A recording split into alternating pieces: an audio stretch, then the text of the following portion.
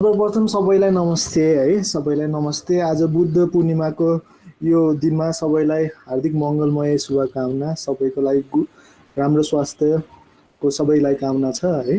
हामीसित हुनुहुने सबैलाई, यहाँ हाम्रो गेस्ट हुनुहुन्छ विष्णु सर, दिपेन्द्र सर, उहाँलाई पनि यस कार्यक्रममा स्वागत गर्दछौँ।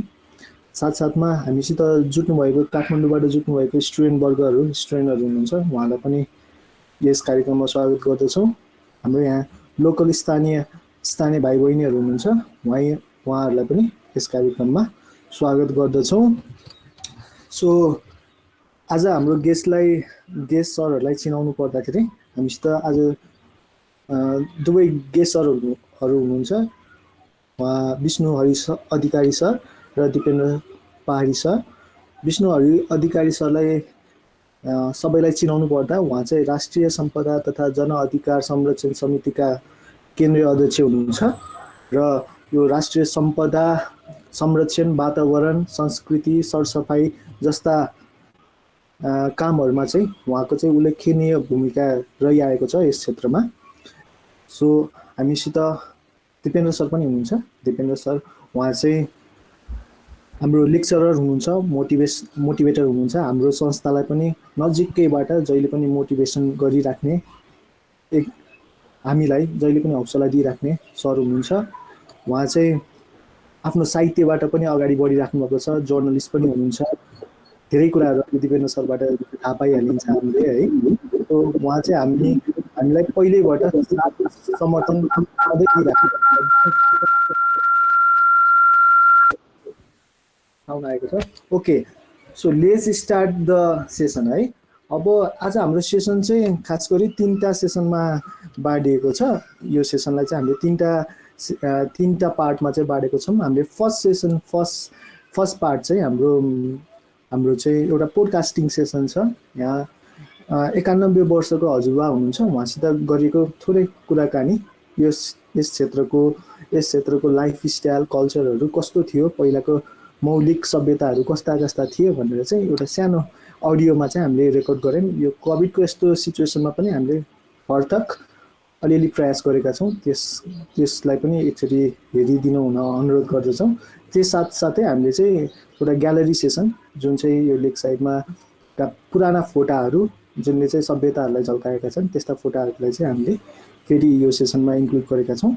सेकेन्ड सेसन चाहिँ हाम्रो सेकेन्ड पार्ट चाहिँ हाम्रो गेस्ट अपियरेन्सहरू हुनुहुन्छ। गेस्टको इन्फर्मेसन हामी सबैले लिनेछौँ। हाम्रो विष्णु सर, हाम्रो दिपेन्द्र सरबाट चाहिँ यो इन्फर्मेसनहरू हामीलाई प्रोभाइड गर्नुहुनेछ। सो हाम्रो थर्ड सेसन भनेको चाहिँ हामीले चाहिँ कुनै क्वेसनियर छ भने चाहिँ हामीले 4-5 जना रिप्रेजेन्टेटिभ हामी कोले क्वेसन गर्न त चाहन्छौँ, उहाँहरूलाई चाहिँ हामीले त्यो प्लेटफर्म दिन्छौँ है। So let's start the session. Okay sir, Dipendra sir. Okay, let's start the session. Okay, sir? Please, sir. Move over, please, sir. Thank you. Vishnu sir, सुनिराख्नु भयो? ठिक हो? Vishnu sir? Hello. Okay sir, सुनिएको छ। आवाज आएछ मेरो? अहिले आयो सर, आएको छ सर। अनि भिडियो आएको छैन सर, भिडियो आएको छैन। आएको छ सर। नमस्ते सर। नमस्ते। सन्चै हुनुहुन्छ? सन्चै हुनुहुन्छ? म सन्चै छु। सबै ठिकै छ नि? हजुर सर, सबै ठिकै छौँ। सर अब हामी सेसन स्टार्ट गर्नुभयो नि सर? हुन्छ। ल सन्तोष। घर झुन्झुरु बनाउने, पाते कर्कलो काट्ने, तान्जे कर्कलो काट्ने, बफला गाभा बनाउने, दाल छरेर धेरै बेच्छन्। हाम्रो आफै खेती गर्छौँ दालको नि क्या, आफै फल्छन्, दाल फल्छ। घारी बाटोमा पहिले बिउ राख्यो, अस्ति बिउ काटेर खेत रोप्यो, उही बारी राख्यो सकेर, अस्ति फेरि उसँग माछ छर्यो। अस्ति माछ पनि छर्यो, कोही त फेरि फापर पनि छर्थ्यो। त्यसरी खेती गर्थ्यो। घारी त्यो एउटा घर पनि थिएन भनेपछि, घरै कसैको नि थिएन। आधी थिए कोही त आधी घर दोकान क्या, कोही थिएन घर। गाई खोल्न जान्थ्यो सराई तापदेका बुटा गाईसम्म जम्मै मैदानमा गाई भैँसी खोज्न जान्थ्यो क्या हरायो भने आर्मीमा त्यस्तो थियो। त्यसो र अनि तोरी पेल्थे, तोरी नि घरै तोरी छ तोरी पेलेर ऊ ती कोल छैन त्यो हेरी हेरी नै त त्यो पेलेकै जन्मिन त्यहाँ गोरा छ ऊ छ ऊ छ ढुङ्गा छ त्यो ओडाको ढुङ्गा चाहिँ तोरी पेल्ने तोरी पेल्ने अझै यस्तो ऊ हुन्थ्यो एउटा काठ त्यसलाई के भन्थ्यो भने बिउ भन्थ्यो त्यसलाई बिउ भन्थ्यो।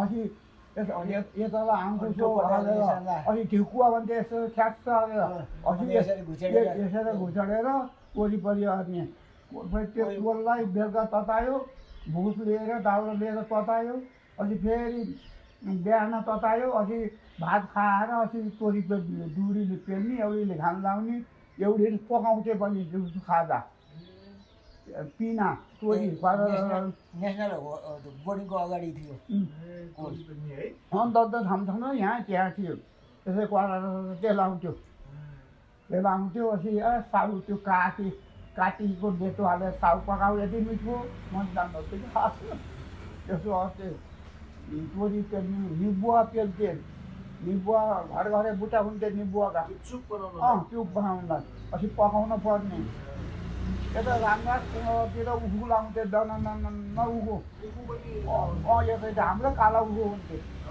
कोही काला उखु लाउँथे उतातिर उखु खुदो बेच्नलाई महासागर त्यहाँ कुदो लिनुहुन्छ भनेर आउँथे बेच्न महासागर चिउरा साङमा खुदो त्यो खुदो पहिले गिरी पार्थे पहिले काठेको कोलो हो पछि आएको फेरि मिसिन आयो लाक्रा पेल्ने पहिला त यसरी गिरी पारेर यति यति हालेर वरिपरि घाम लाउने दुराले पेल्ने अनि बेलुका फेरि एउटा रसेटो बनाउँथे रसेटा पुग्यो तिनी उखुवा बोक्रा सुक्थे के अरे कोही मुला अरेर पुगेर खुदो पकाउनु पर्ने यही ताउलो भोरी बनाउनु नि मान चाहिँ बासी बनाउनु पर्ने घटाएर पकाउनु त्यसो पानी चाहिँ खानालाई खाना सफा थियो नि त्यति बेला सफा थियो हामी जम्मै चाहिन्छ पानी खाने हो यहाँ त यो कल धारा पनि थाहा जम्मै यहीँबाट यही तार त खनै थियो कि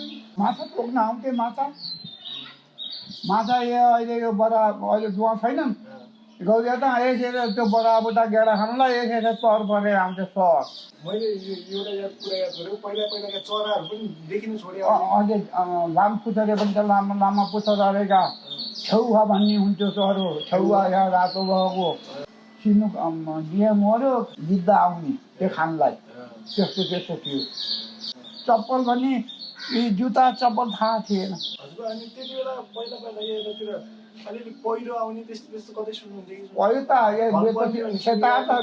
यस्तो पहिरो सहित त थाहा पाइएन पहिला पछि यही पढाएर आयो नि आयो अघि त यस्तो थाहा पायो चड्कन नै कहीँ भैँसी मर्ने ऊ हुने हुन्थ्यो चड्कन त आउँथ्यो मुन्छे मर्थे यस्ता पहिरो आउने थाहा पायो खेता त उता फ्याँदेर लेतो हाल्थ्यो बाढी भएर बाँधाने बाढी भएपछि खेत छतछुल्ले हुन्थ्यो जेठामा माछा यस्तै पस्थे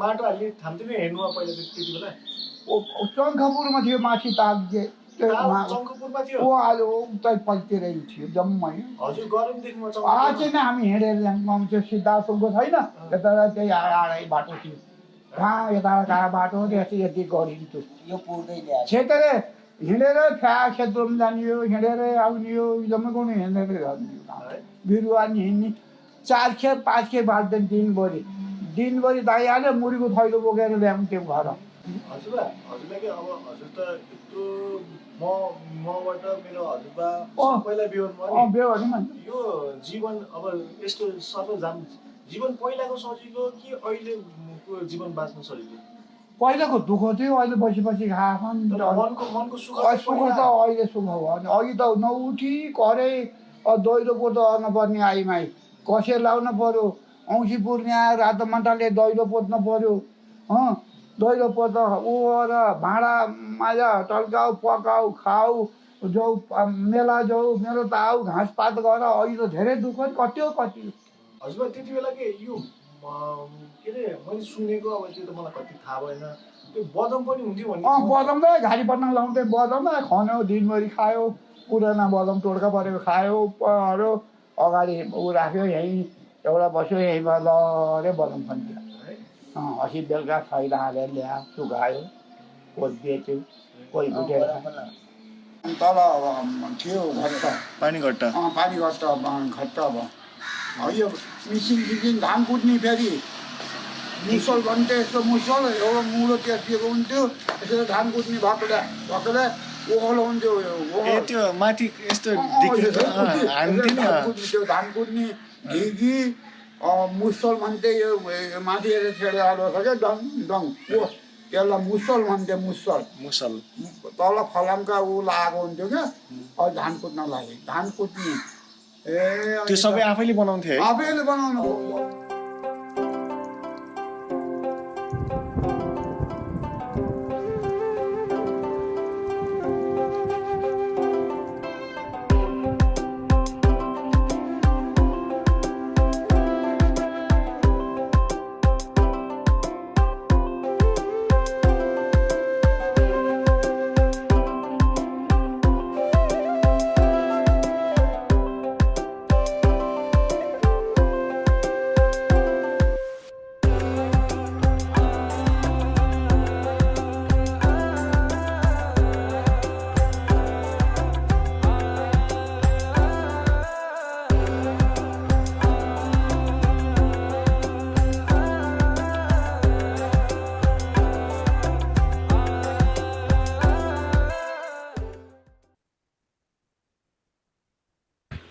ओके सो यो हाम्रो फर्स्ट पार्ट रह्यो यहाँ चाहिँ हाम्रो फर्स्ट पोडकास्टिङ हजुरबासित उहाँ 91 वर्ष पनि पुग्नु भइसकेको छ र उहाँसितको छलफल या चाहिँ पोडकास्ट रह्यो उहाँको इन्डिजिनियस नलेज मौलिक ज्ञानका कुराहरू अलिअलि हामी केही भए पनि अडियोबाट हामीले यहाँ प्रस्तुत गर्न पायौँ है त्यो पछि हामीसित फोटा ग्यालरीका सेसन छन् त्यहाँबाट नि हजुरहरूले देख्नु होला पुराना फोटाहरू यो लेक साइड वरिपरि फेवाताल सेरोफेराका वरिपरिका भूभाग मान्छेका लाइफस्टाइलहरू सबै हामीले हेर्न पायौँ अब हाम्रो दोस्रो पार्टतिर हामी चाहिँ अगाडि बढौँ आज हामीसित हुनुहुन्छ विष्णु हरिया अधिकारी छ उहाँ राष्ट्रिय सम्पदा तथा जनअधिकार संरक्षण समितिका केन्द्रीय अध्यक्ष हुनुहुन्छ सो उहाँलाई फेरि वेलकम गर्न चाहन्छौँ विष्णु सर सो नमस्ते सर नमस्ते सर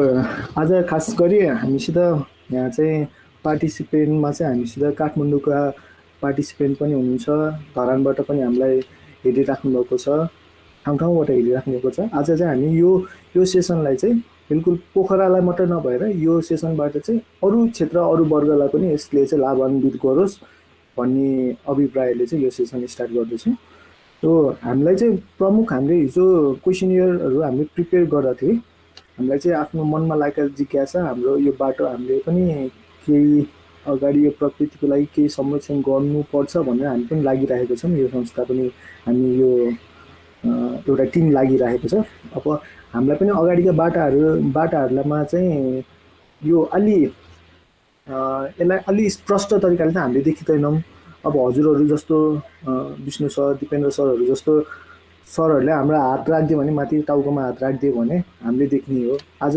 त्यही सन्दर्भलाई त्यसलाई मध्यनजर गरेर हजुरबाट पनि केही कुराहरू हामीले अझै जान्न पाउँछौँ कि भनेर आज यो सेसन स्टार्ट गरेको आज चाहिँ हामीले मेनली चाहिँ के विषयमा उठान गर्दैछौँ भन्दाखेरि अब विकासका क्रमहरू देखियो नेपालमा विकासका लहरहरू धेरै देखिए यो अहिले आगामी सालहरूमा विश्वव्यापीकरण यो ग्लोबलाइजेसनको इफेक्ट संसारभरि परिरहेको छ त्यसको असर नेपालमा पनि परेको देखिरहेको छ अब हामीले यो विश्वव्यापीकरणको यो इफेक्ट पोखरालाई हेर्दाखेरि नि यो पोखरामा पनि यसको तीव्र प्रभाव परिरहेको छ यो आज खास गरी हामी सिटी प्लानिङको कुरा यो सिटीलाई कस्तो प्लान हुनुपर्छ हैन यो यस्तो ग्लोबलाइजेसनको इफेक्ट परिरहेको बेलामा हाम्रो निकायबाट यो सिटीका मोडल प्लानिङका मोडलहरू कस्ता छन् हैन अहिले हामीले देखिरहेको सरस्वती देखिरहेका मोडलहरू कस्ता छन् भन्दाखेरि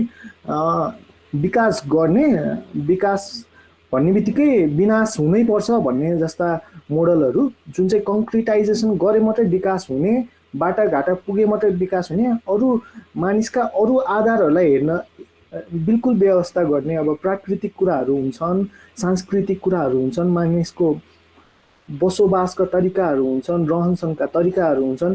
यस्ता तरिकाहरूलाई चाहिँ बिल्कुलै व्यवस्था गर्ने। जस्तै अब हाम्रा एउटा सानो उदाहरणको लागि म भन्नु पर्दाखेरि हाम्रा यहाँ यो समुदायमा पनि यही बैनाम क्षेत्रका समुदायमा पनि धेरै घर जात यहाँ धर्म सम्प्रदायका मानिसहरूले यो पिपल, बर, पिपल, यो पैँयु जस्ता रुखहरू चाहिँ पूजाआजाकोमा नि युज गरिने।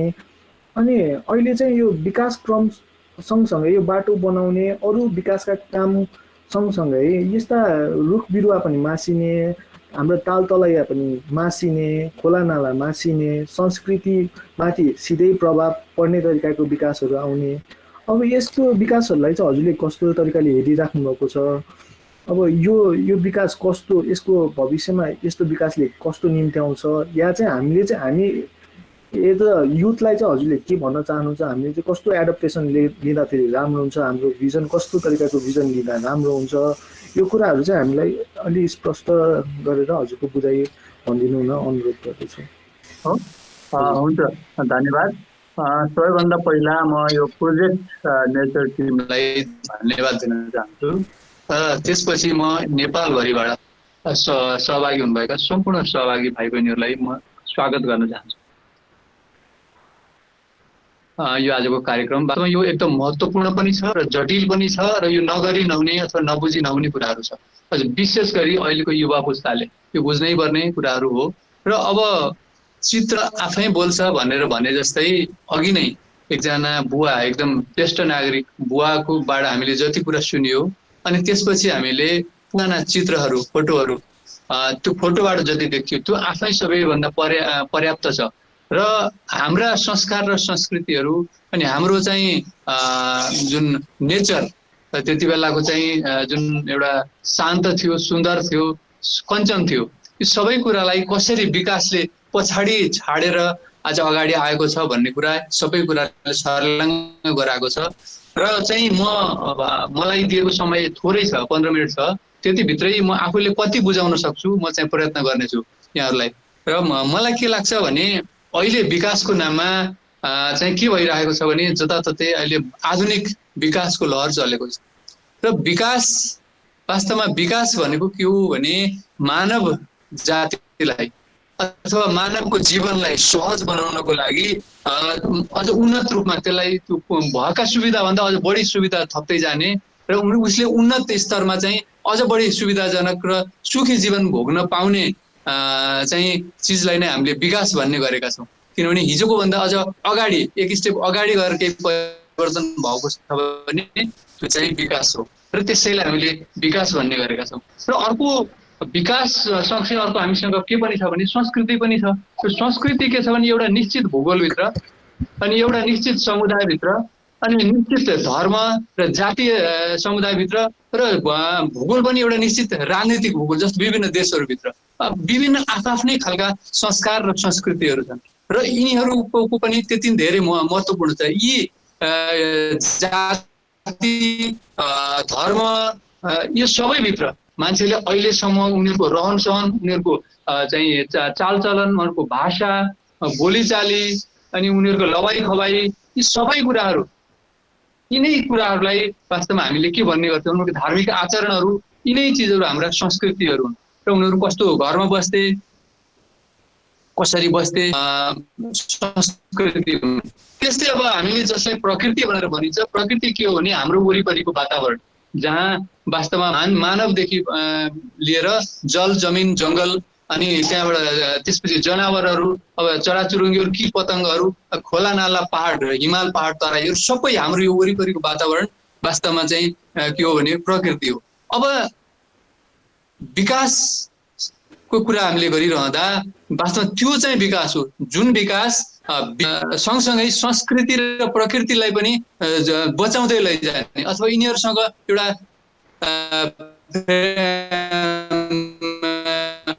समन्वयात्मक ढङ्ग अगाडि मात्रै हामीले विकास भनेर भन्न सक्छौँ। त्यो चाहिँ विकास हो। तर अहिले त्यसको ठ्याक्कै उल्टो भइरहेको छ, त्यस्तो खालको विकास हामीले पाइरहेका छैनौँ।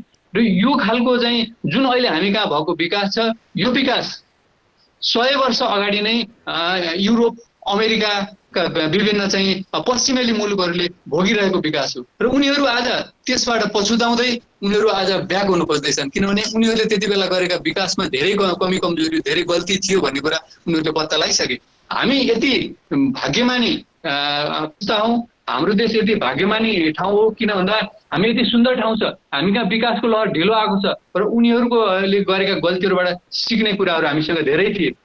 त्यति हुँदाहुँदै पनि हामीले सिक्न सकेनौँ। हामीले त्यसलाई के गर्यौँ, उनीहरूकै पाश्चात्य मुलुकै जस्तै गरेर उनीहरूकै विकासको हामीले फलो गर्न थाल्यौँ र उनीहरूले नराम्रो भनेर छोडेको चिजहरूलाई हामीले राम्रो भनेर अँगाल्न थाल्यौँ। त्यसको फलस्वरूप आज चाहिँ के भएको छ, जसरी चाहिँ जहाँ ठुला ठुला भवनहरू बनाइएका छन्, जहाँ ठुला ठुला पुल पुलेसाहरू बनाइएका छन्, जहाँ बाटोघाटोहरू पुगेको छ, यी सबैको कारणले गर्दाखेरि जङ्गल फडानी भएको छ, व्यापक रूपमा जङ्गल फडानी भएको छ।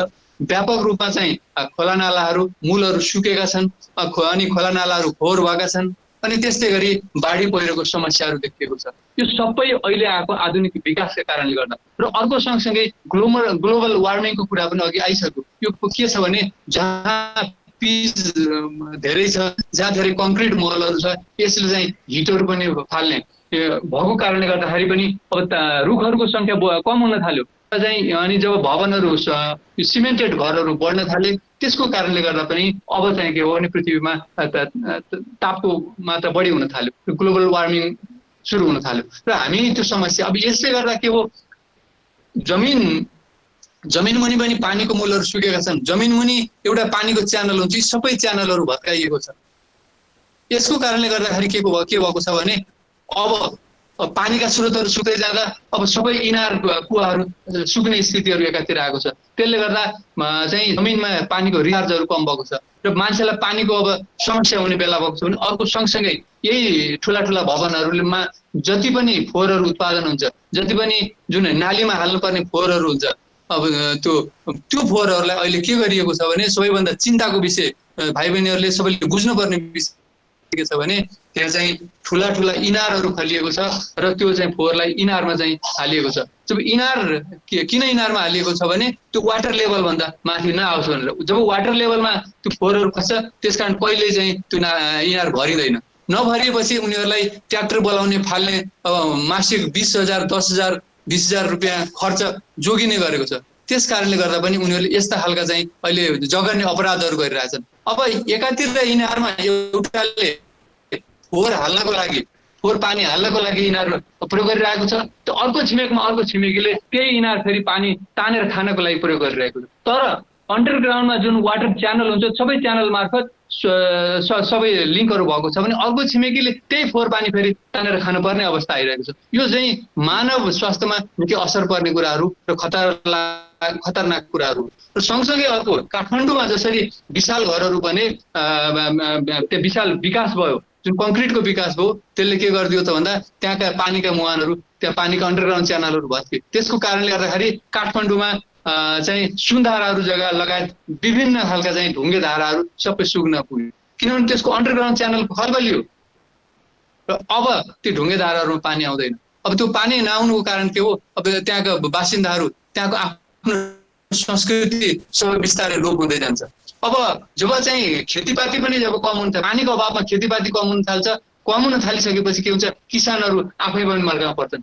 जो काठमाडौँको एउटा रैथाने जाति छ जो खेतीपाती गर्ने, त्यो जाति अब समस्यामा परिरहेको छ। पानीको अभाव छ, अनि ठुला ठुला कङ्क्रिट महल वरिपरि छन्। अब उसले के गर्ने, ऊ पलायन हुनुपर्ने स्थिति हो। ऊ पलायन हुने बित्तिकै त्यहाँ भएका जुन पौराणिक कलाकृति सहितका घरहरू पनि अब बिस्तारै नष्ट हुँदैछन्। अहिलेका चाहिँ बाटो खोल्ने क्रममा काठमाडौँमा रहेका पुराना घरहरू जो चाहिँ एकदम ऐतिहासिक महत्त्वका थिए, जुन पुरातात्विक महत्त्वका थिए, ती सबै घरहरू भत्काइएको छ। यो सबै कारणले गर्दाखेरि मान्छेको जनजीवन पुरै तहस नहस भएको छ, मान्छेको संस्कृति पुरै बिगारिएको छ। त्यो मान्छेको संस्कृति बिग्रियो, अनि त्यहाँबाट जब वातावरण बिग्रियो, त्यसपछि चाहिँ के हुन्छ, त्यो विकासको कुनै अर्थ रहन्न। अहिले हेर्दाखेरि केही सुविधा देखिएको होला, तर कालान्तरमा त्यसले ठुलो चाहिँ एउटा असर पार्छ, मानव स्वास्थ्यमा असर पर्छ, मानव जीवनमा असर पर्छ।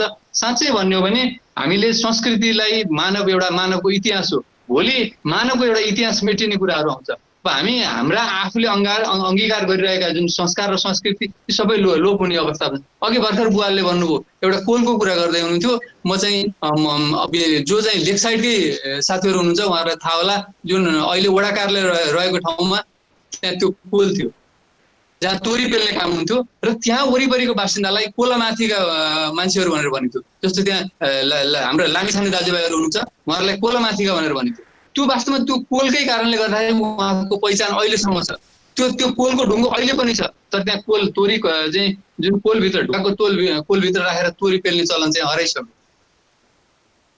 हो। अहिले आधुनिक मेसिन आएको छ, तर चाहिँ त्यो प्रविधि नै हरायो। अर्को चाहिँ ढिकीको प्रविधि हरायो। अब ढिकीमा कुटेको चामल यति धेरै चाहिँ पौष्टिक हुन्छ, त्यो चाहिँ मैले भनिरहनु नपर्ला है। त्यस्तै गरी जाँतोमा पिनेको चाहिँ पिरो यति पौष्टिक हुन्छ, त्यसमा एकदम धेरै फाइबर हुन्छ, त्यसले स्वास्थ्यको लागि एकदम चाहिँ राम्रो फाइदा गर्छ। अब ती सबै कुराहरू आधुनिक प्रणालीका सबै चिजहरू आइदिए, मान्छेलाई सुविधा दिने चिजमा जे चिज आए, ती सबै चिजहरूले मान्छेको एउटा खालको चाहिँ के हुन्छ भने संस्कार र संस्कृतिमाथि प्रहार गरिरहेको छ। र अबको विकास कस्तो हुनुपर्छ भने यी सबै चिजहरूलाई मिलाउँदै, यी सबै चिजहरूलाई हामीले बचाउँदै हाम्रा आफ्ना मौलिक प्रकारका घरहरू, आफ्ना मौलिक प्रकारका रीतिरिवाजहरूलाई पनि जोगाउँदै अनि हाम्रो विकास अगाडि लानु परेको छ। तर त्यस्तो हुन नसकेको हुँदाखेरि म चाहिँ भाइहरूलाई के अनुरोध गर्न चाहन्छु भने अब सबैभन्दा पहिला त हामीले हाम्रो संस्कार र संस्कृति के हो त्यो चाहिँ सबै सिक्नु, सबैले बुझ्न जरुरी छ हैन। बुढापाकाहरूले कसरी चाहिँ आफ्नो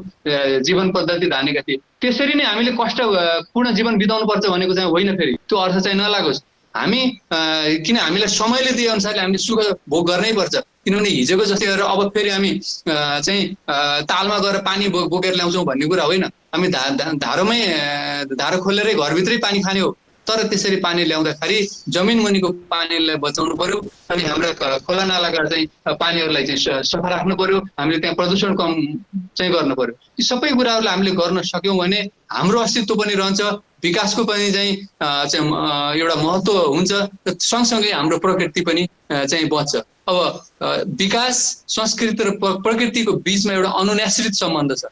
यी तीनटै कुराहरूलाई तालमेल मिलाउँदै सँगसँगै अगाडि जान सकियो भने वास्तवमा हाम्रो जस्तो मुलुक साँच्चै भन्ने हो भने यो चाहिँ यति धेरै सम्भावनाले भरिएको ठाउँ हो। यहाँ चाहिँ पर्यटकीय सम्भावनाहरू छ, त्यस्तै यहाँ खेतीपातीका सम्भावनाहरू छन्। यी सबै सम्भावनाहरू भरिएको हुनाले त्यो भए हामी यसलाई बचाउन सक्यौँ भने हाम्रो जीवन पद्धति पनि यही अनुसारमा जान सक्छ।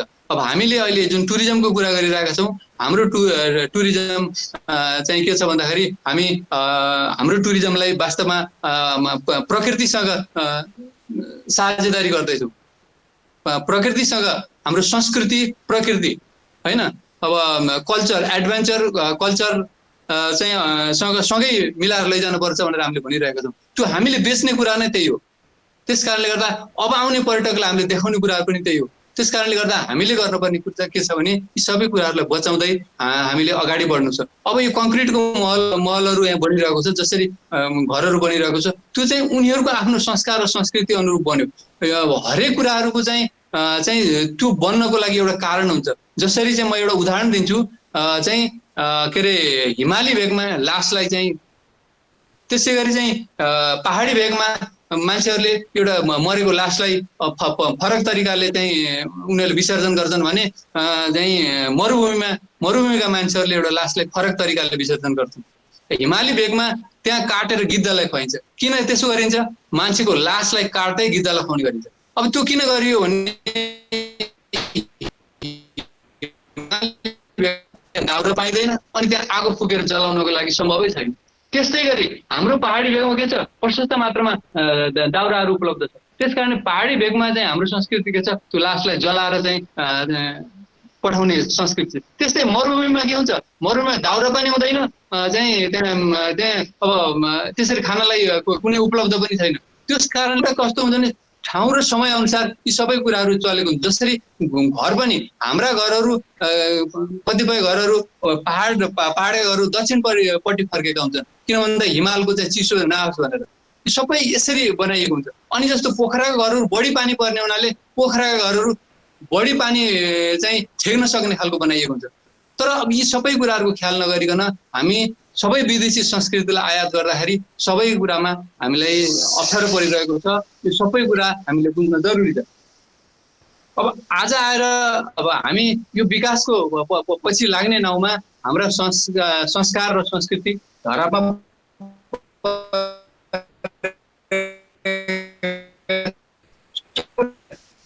हाम्रा भाइ बहिनीहरू म साँच्चै के भन्छु सबै राम्रा कुराहरू हामीले बालबालिकाबाट सुरु गर्नुपर्छ भन्ने मेरो मान्यता छ। तर यी सबै कुराहरू एउटा बाल मस्तिष्कमा सानो सक्यौँ उनीहरूको चाहिँ एउटा चाहिँ सोचमा हामीले घुसाइदिन सक्यौँ भने निश्चय पनि उनीहरूले चाहिँ के हुनेछ हाम्रा यो संस्कार र संस्कृतिप्रति हाम्रा कला र कृतिहरूप्रति अब हाम्रा चाहिँ वेशभूषाहरूप्रति उनीहरूले गर्व गर्नेछन्। उनीहरूले हाम्रो भाषाहरूप्रति गर्व गर्नेछन् र यसले चाहिँ के गर्नेछ भोलि हाम्रो जीवन पद्धति हाम्रो इतिहासलाई जोगाएर राख्नेछ। त्यस कारणले गर्दा मेरो अनुभव र चाहिँ मेरो अनुरोध के हो भने हामी विकासको नाउँमा त्यसरी आँखा चिम्लेर अगाडि नबढौँ। जसरी हामी विकास गरिरहँदाखेरि जसरी हामी हरेक कुराहरू चाहिँ विदेशी गरिरहेका छौँ त्यो कुरो चाहिँ हामी कहाँ नआओस् भन्ने म चाहन्छु। जस्तो अब हामी कहाँ हाम्रो आफ्नै संस्कार छ। अब अहिले देखिएको छ नि अब म के भन्न चाहन्छु भने जस्तो हामीको कुनै मान्छे बित्दाखेरि 13 दिनसँग बार्ने चलन थियो। अहिले कोभिडकोमा चाहिँ त क्वारेन्टाइन 13 दिन बस्नुपर्ने आयो नि त। त्यति बेला क्रिया बस्दाखेरि के हुन्थ्यो त्यति बेला मरेका मान्छेहरू कसरी मरे के कुरा थाहा हुन्थेन नि त। 13 दिनसम्म उनीहरू नुन पनि नखाइकन कसैलाई नछोइकन क्रिया बस्दा 13 दिनसम्म बस्नु भनेको एक प्रकारको क्वारेन्टाइन थियो होइन। त्यो थियो। त्यस्तै गरी बिहान उठ्ने बित्तिकै शङ्ख बजाउने कुराहरू अहिले आएर चाहिँ किन चाहिँ के अरे अहिले अक्सिजनको कमी भयो हरेक चिज फुक्न पर्ने बेलुन फुक्न पर्ने कुराहरू किन आइरहेको छ। हाम्रा पुर्खाहरूले त्यति बेला बिहानै उठेर होइन हाम्रा पुर्खाहरू बिहानै उठेर सूर्यको दर्शन गर्नुहुन्थ्यो। हाम्रा पुर्खाहरू बिहानै उठेर चाहिँ तुलसीको पातमा चाहिँ पानी हाल्नुहुन्थ्यो तुलसीको पूजा गर्नुहुन्थ्यो। तुलसी के हो एउटा अक्सिजनको स्रोत हो भनेर भइसकेपछि पनि तुलसीको मोठमा लैजाने चलन थियो हामी सानो हुँदाखेरि। तर अहिले त्यस्तो छैन। अहिले त हतार अस्पताल दौडाउँछन्। त्यो मैले भन्न खोजेको अहिले पनि तुलसीको मोठमा सुताउनु पर्छ भनेको होइन। तर तुलसीको महत्त्व के हो हामीले बुझ्नु छ। त्यो शङ्खको महत्त्व के हो शङ्ख फुक्नु कति महत्त्वपूर्ण रहेछ त्यो हामीले बुझ्नुपर्ने छ। यही कुराहरू हामीले हाम्रा भाइ बहिनीहरूलाई सिकाउनु पर्नेछ। र विकाससँग यी सबै कुराहरूको तादात्म्यता मिलाउँदै हामी अगाडि बढ्यो भने निश्चय पनि हाम्रो विकास सार्थक विकास हुन सक्छ। हामी हाम्रो आफ्नो मौलिक पहिचान जोगाउँदै हामी विकास गर्न सक्छौँ। त्यस कारणले गर्दा मेरो अनुरोध के छ भने हामी पहिला हाम्रो एउटा संस्कार र संस्कृतिलाई बुझौँ। त्यसपछि हाम्रा चाहिँ हाम्रो यो भूगोलभित्र रहेको हाम्रो चाहिँ प्रकृतिलाई बुझौँ र ती सबै कुराहरूलाई बचाउँदै बाटो अगाडि लैजानु छ भने पनि कहिले काहीँ के हुन्छ भने अगाडि कुनै ठुलो चाहिँ रुख पर्यो भने तरकारी लान सकिन्छ नि हल्का तरकारी लान सकिन्छ। तर यहाँ त्यो गरिँदैन। सिधै जानी त्यो चौतारोलाई त्यो रुखलाई ढाल्ने गरेर लाने गरिएको छ। अब अहिले बाटोको कारणले गर्दाखेरि कतिपय मन्दिरहरू मठ मन्दिरहरू कतिपय पार्टी पौवाहरू कतिपय पुराना धाराहरू र कतिपय चाहिँ चौताराहरू पुरा भत्काइएका छन्। यो सबै यसले गर्दा के हुन्छ हाम्रो इतिहास मेटिन्छ। जब इतिहास मेटिन्छ हाम्रो अस्तित्व पनि मेटिन्छ। त्यस कारणले गर्दाखेरि अनि हिजोको इतिहास मेटिनु अनि हिजोको चाहिँ जीवन पद्धति बिर्सिनु भनेको हामीले आफैलाई बिर्सनु हो र हामीले हाम्रा जिजुबुवाहरू हजुरबुवा हजुरआमालाई पनि बिर्सनु हो। र भोलि हामी फेरि खोजेर पनि पाउँदैनौँ किनभने हाम्रा बालबालिका जब चाहिँ ती चिज हामीसँग हुँदैनन् हाम्रा बालबालिकाले ती चिजको बारेमा कुनै महत्त्व नबुझिँदा भोलि के हुन्छ उनीहरूको त्यो प्रतिको माया मोह नै हराउँछ। भोलि गाईले दुध कहाँबाट दिन्छ भन्ने कुराहरू नै उनीहरूकै डेरीमा एउटा पसलेले दिन्छ भन्ने कुराहरू हुन सक्छ। किन उनीहरूलाई गाईको दुध कहाँबाट आउँछ भन्ने कुरै थाहा छैन त्यो बच्चाहरूलाई। किन दुध त डेरीबाट किनेर ल्याउने हो होइन। कसरी दुहिन्छ थुनबाट के अरे गाई र भैँसीको थुनबाट दुध कसरी आउँछ भन्ने कुरा के थाहा। यस्तै कुराहरू हामीले उनीहरूलाई बताउँदै चाहिँ हामी अगाडि बढ्न जरुरी छ। र अर्को कुरा यी कुराहरू सिकाउनलाई हामीले कुनैले फार्म हाउसहरू चाहिँ बनाउन सक्छौँ। त्यो फार्म हाउसमा पनि यी सबै कुराहरूलाई चाहिँ हामीले मेन्टेन गर्न सक्छौँ। त्यस्तै गरी हामीले आफ्नो घरमा पनि आफ्ना कलाकृति कौशलहरू अनि त्यस्तै गरी हाम्रा संस्कार र संस्कृतिहरू हाम्रा चाहिँ अघिल्लो पुस्ताकाले गर्नेबाट सुन्ने कथाहरू सुन्ने र आफ्नो बालबालिकाहरू पनि सुनाउने त्यो सबै कुरा गरियो भने निश्चय पनि हाम्रो चाहिँ संस्कार र संस्कृति बज्नेछ। हाम्रो विशेष गरी हाम्रो चाहिँ प्रकृति पनि बज्नेछ। अघि मैले सुनिरहेको थिएँ, बुवाले भन्दै हुनुहुन्थ्यो यहाँ चाहिँ विभिन्न प्रकारका चराहरू लोप भयो भने, एकदमै राइट कुरा हो। यहाँ अहिले चाहिँ ठेउवा लोप भएको छ। ठेउवा किन लोप भयो भने यहाँ टोटेको रुख पाइन्थ्यो, यही लेक साइडमा टोटेको रुखमा के हुन्छ, त्यो भित्र पनि भित्र ढुवाङ परेको हुन्छ। त्यो भित्र उसलाई गुण लगाउन सजिलो हुने हुनाले त्यो भित्र उसले गुण लगाएर बस्ने गर्थ्यो। तर जब लेक साइडमा चाहिँ सबै टोटेका रुखहरू खतम भयो, त्यसपछि चाहिँ लेक साइडबाट चाहिँ छेउको पलायन भयो। त्यस्तै गरी त्यो दमाई चरा भन्ने एउटा चाहिँ आकर्षक खालको गुड बनाउने चरा थियो, त्यो चरा पनि लोप भयो। किनभने लेक साइड एरियामा बाँसहरू चाहिँ फाडियो, बाँसको जङ्गल छैन। अब हिजो जसरी बाँसको ज्याङ थियो आज छैन, जसरी हिजो सिमलका रुखहरू थियो आज सिमलका रुख छैन। त्यो सिमलका रुख र बाँसको जङ्गल नहुने बित्तिकै के हो, यहाँको दमाई चराहरू नष्ट भयो। र सिमलका रुख नहुँदाखेरि दमाई चरा मात्र होइन, गिद्धहरू पनि लोप हुँदै। अब गिद्ध लोप हुन थाल्यो भने अहिले अघि मैले भने जसरी चाहिँ हिमालमा लासलाई काटेर गिद्धलाई खुवाउने गर्ने चलन छ, भोलि त्यो गिद्ध लोप भयो भने त्यो लास खाने चाहिँ के अरे चराचुरुङ्गी कहाँ खोज्न जाने। त्यसले गर्दाखेरि एउटा जीवन पद्धतिलाई नै असर गरिरहेको छ। यो सबै हाम्रो विकासले ल्याएका चाहिँ विनाशहरू। त्यो भएर यी सबै कुराहरूलाई हामीले चाहिँ एकदमै सोच विचार पुर्याएर हाम्रो विकासलाई अगाडि बढाउनु छ। हामीले अन्धाधुन्दा आँखा चिम्लेर चाहिँ त्यो चाहिँ संस्कार र संस्कृतिलाई एडप्ट गर्नु भने हामी आफ्नो संस्कार र संस्कृतिमा कहिलेसम्म गर्व गर्न सक्छौँ अनि हाम्रो इतिहास पनि रहन्छ। वास्तवमा भन्यो भने हामी कलाकृति, हाम्रो रहन सहन र वेशभूषा र संस्कृतिमा हाम्रो देश एकदम धेरै धनी छ। नेवारी संस्कृति छ हामीसँग थारू कल्चर छ, हामीसँग गुरुङ कल्चर छ, त्यस्तै गरी हामीसँग मगरहरूको कल्चर छ, त्यस्तै धिमाल चेपे, त्यस्तै बाहुन छेत्रीको आफ्नै कल्चर छ। यी सारा संस्कृति चाहिँ यति धेरै चाहिँ धनी छौँ हामी, यति धेरै विविधता छ। यो सबै विविधतालाई जोगाउनको लागि पनि हामीले हाम्रो विकासलाई यसलाई चाहिँ त्यो अनुरूप ढाल्दै र विकासलाई पनि अगाडि बढाउँदै हाम्रो जीवन पद्धतिलाई सहज बढाउँदै अगाडि बढ्नको चाहिँ आवश्यकता छ। र म के भन्न चाहन्छु भने फेरि पनि हामी हाम्रो चाहिँ यो संस्कार संस्कृति र चाहिँ यो हाम्रो प्रकृतिलाई माया गर्न सिकौँ र हाम्रो विकास, हामीले खोजेका विकासहरू यसरी नै अगाडि लैजाँदै जाउँ भन्ने कुराहरू म अनुरोध गर्दै म अहिलेलाई किन मलाई दिएको समय जम्मा 15 मिनट हो, मलाई लाग्छ गरे जस्तो लागेको छ मलाई।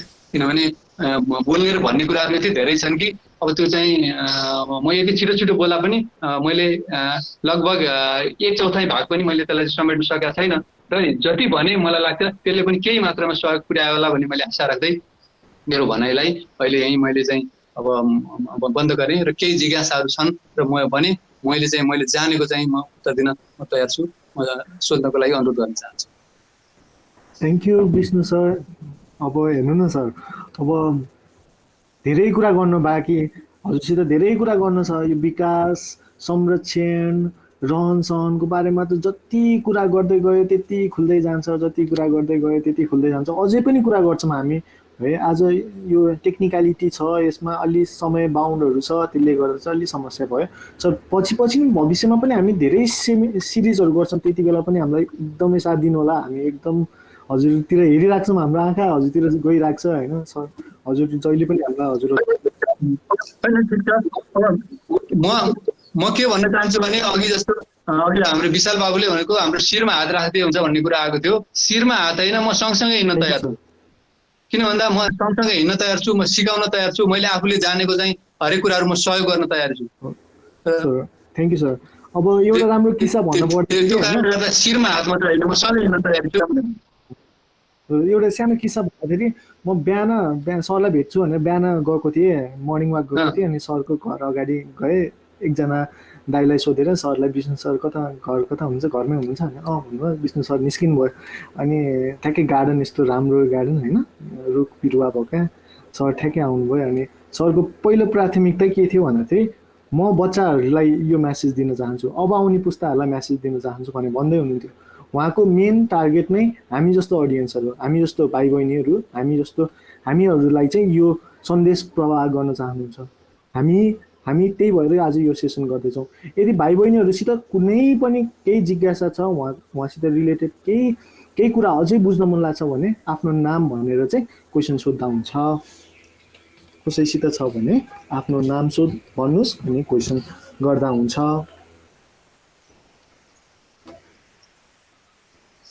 कोही हुनुहुन्छ?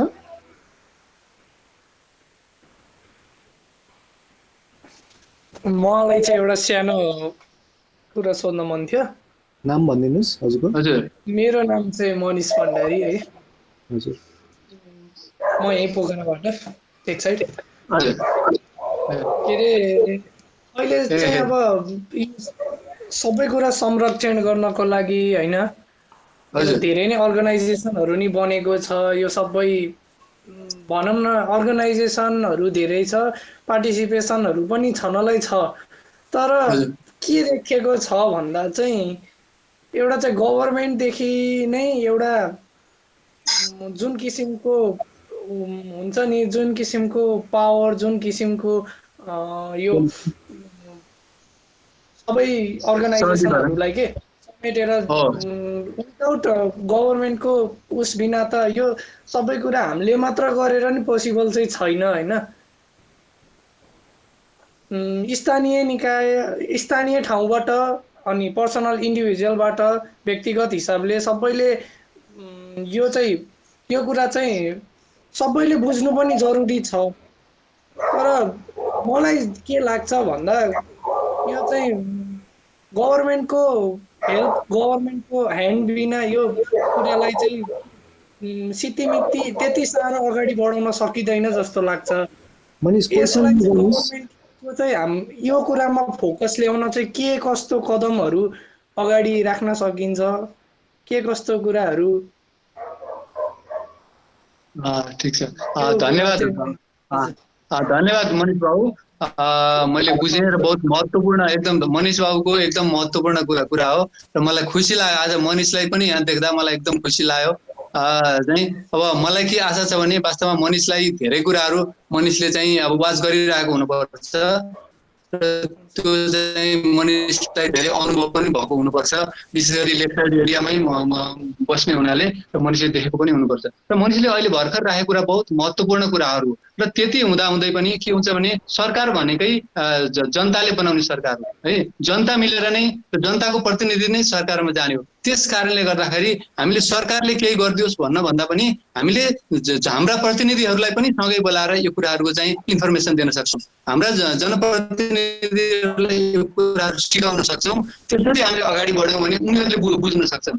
कहिलेकाहीँ के हुन्छ भने सबैले बुझेका हुन्छन् भन्ने छैन होइन, सबै नबुझेको मान्छे पनि त्यहाँ पुग्न सक्छ।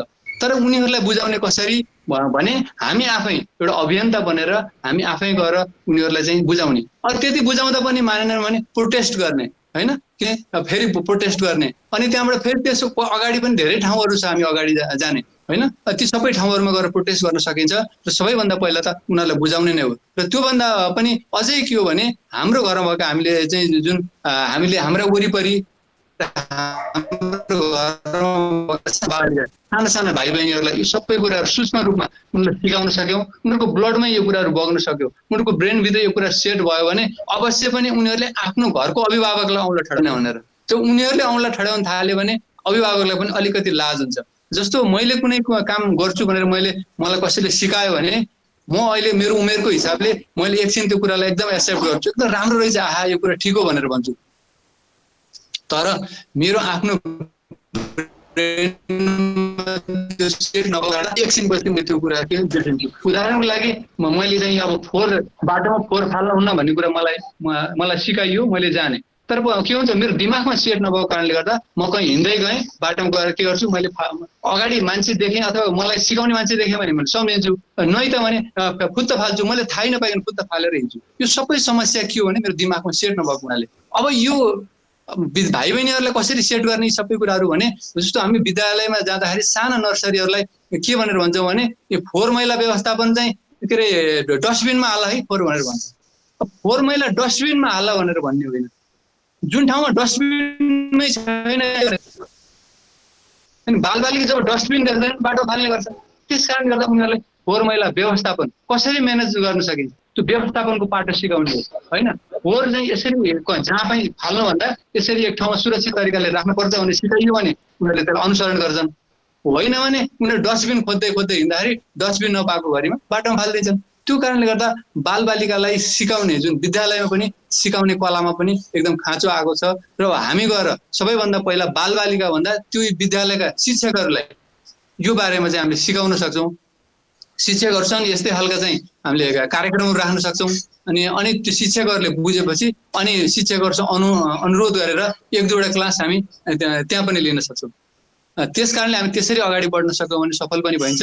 र वास्तवमा मनिष बाबुले जसरी भनेको जुन सरकारलाई चाहिँ सरकारले सहयोग गरेन भनेर हो सरकारले सहयोग नगर्न पनि सक्छ। कहिलेकाहीँ के हुन्छ भने त्यहाँ भोटको लोभले जानेहरू हुन्छन्, जो चाहिँ आफ्नो स्वार्थ बोकेर जानेहरू हुन्छन्। उनीहरूले चाहिँ अब नबुझेरै आफ्नो खुट्टामा बन्चर हानिरहेको हुनसक्छन्। अहिले तत्कालको लागि उनीहरूले फाइदा देखाउँछन्, तर कालान्तरमा उनीहरू र उनीहरूको सन्तानको लागि त्यो हानिकारक छ भन्ने कुरा उनीहरूले बुझ्दैनन्। जब सत्ताबाट बाहिर आइसकेपछि त्यो कुर्सीबाट बाहिर आइसकेपछि यो हाम्रो लागि पनि चाहिँ यिनीहरूले भनेको ठिक हो र हामीले गरेको कुरा गलत हो भन्ने कुरा जबसम्म बुझ्दैनन् तबसम्म यी कुराहरू दोहोरिराख्छन्। त्यसको लागि उनीहरूलाई पनि हामीले जसरी विद्यालयका शिक्षकलाई क्लास लिने कुरो गरियो उनीहरूलाई पनि हामीले गएर चाहिँ जनप्रतिनिधिहरूलाई पनि क्लास लिन सकिन्छ। र अर्को कुरा अहिले चुनावको नजिक आउँदैछ, अब चुनावको मुखमै पनि अब भोट माग्ने आउनेलाई यी कुराहरूलाई तिमीहरू प्रतिबद्ध दिन्छ नदिन हामी सबैले औँला ठडाउँछ उनीहरू। त्यसो गर्न सकियो भने पनि उनीहरूमा अलिकति जनताले चाहेको त अब यस्तो रहेछ भनेर पनि अनि जनप्रतिनिधिले चाहिँ बुझ्न सक्छन्। त्यस कारणले गर्दा यसरी अगाडि बढ्नुपर्छ। र यो प्रश्नको लागि म मनिष बाबुलाई धेरै धन्यवाद दिन चाहन्छु र खुसी पनि लाग्यो जुन यो सहभागी भएको देखेर।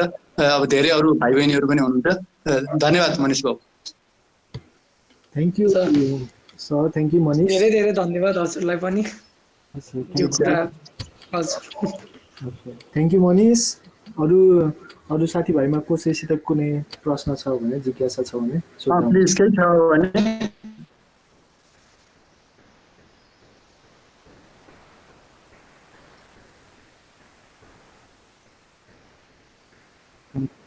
Okay sir. So thank you sir Vishnu sir, thank you sir. अब हामीले चाहिँ अरू सेसनमा पनि हामी फेरि यस्तो सेसन आउँदै गर्छौँ सर। अहिलेको लागि भेरी मच थ्याङ्क यू सबैको तर्फबाट, प्रोजेक्ट नेचर यहाँको सबै पार्टिसिपेसनकोबाट म प्रतिनिधित्व गरेर हजुरलाई फेरि एकचोटि थ्याङ्क यू भन्न चाहन्छु सर। सो अब चाहिँ हुन्छ ल म पनि सबै भाइ बहिनीहरूप्रति म आशावादी पनि छु। मलाई एउटा आशा जागेको छ, मैले पनि साथ पाएको अनुभव गरेको छु। किनभने यो संरक्षणको पाटोमा मैले यति ठुलो एउटा चाहिँ एउटा सम्भावना बोकेको भाइ बहिनीहरू मेरो साथमा छन् भन्ने कुरा मैले बुझेको छु। र मलाई पनि चाहिँ अब मलाई अलिकति आशा पनि जागेको छ।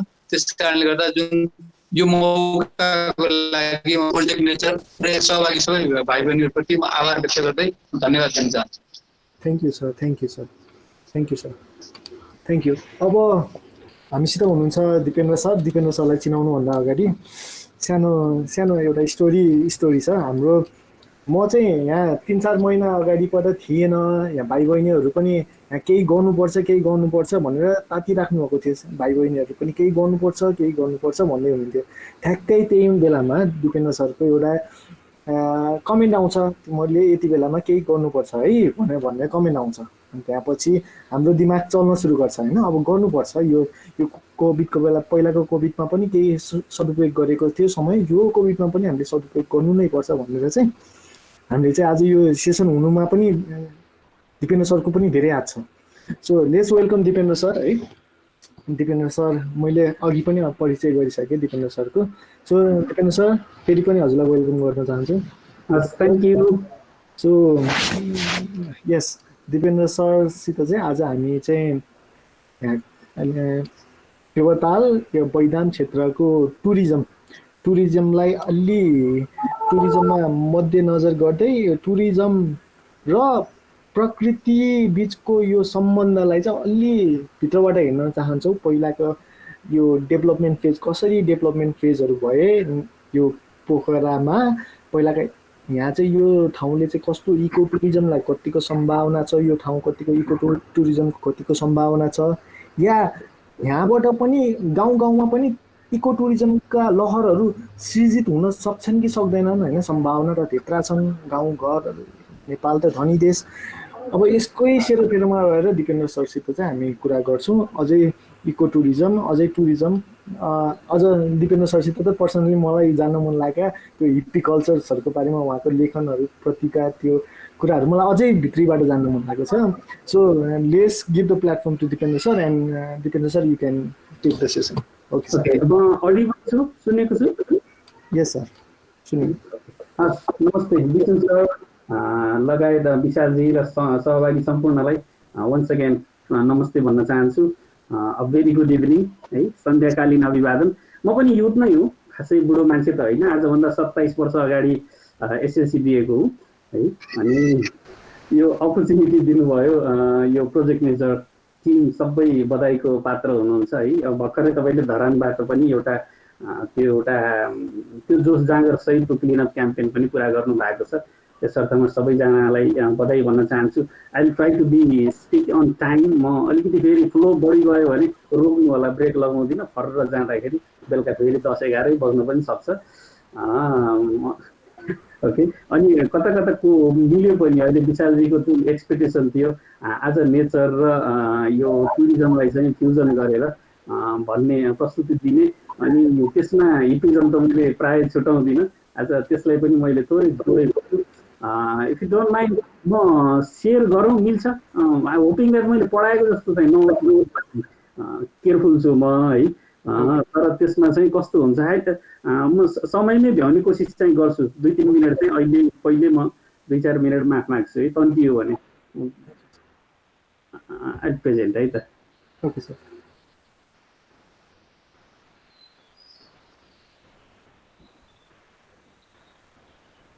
देख्नु भएको छ है सबैले?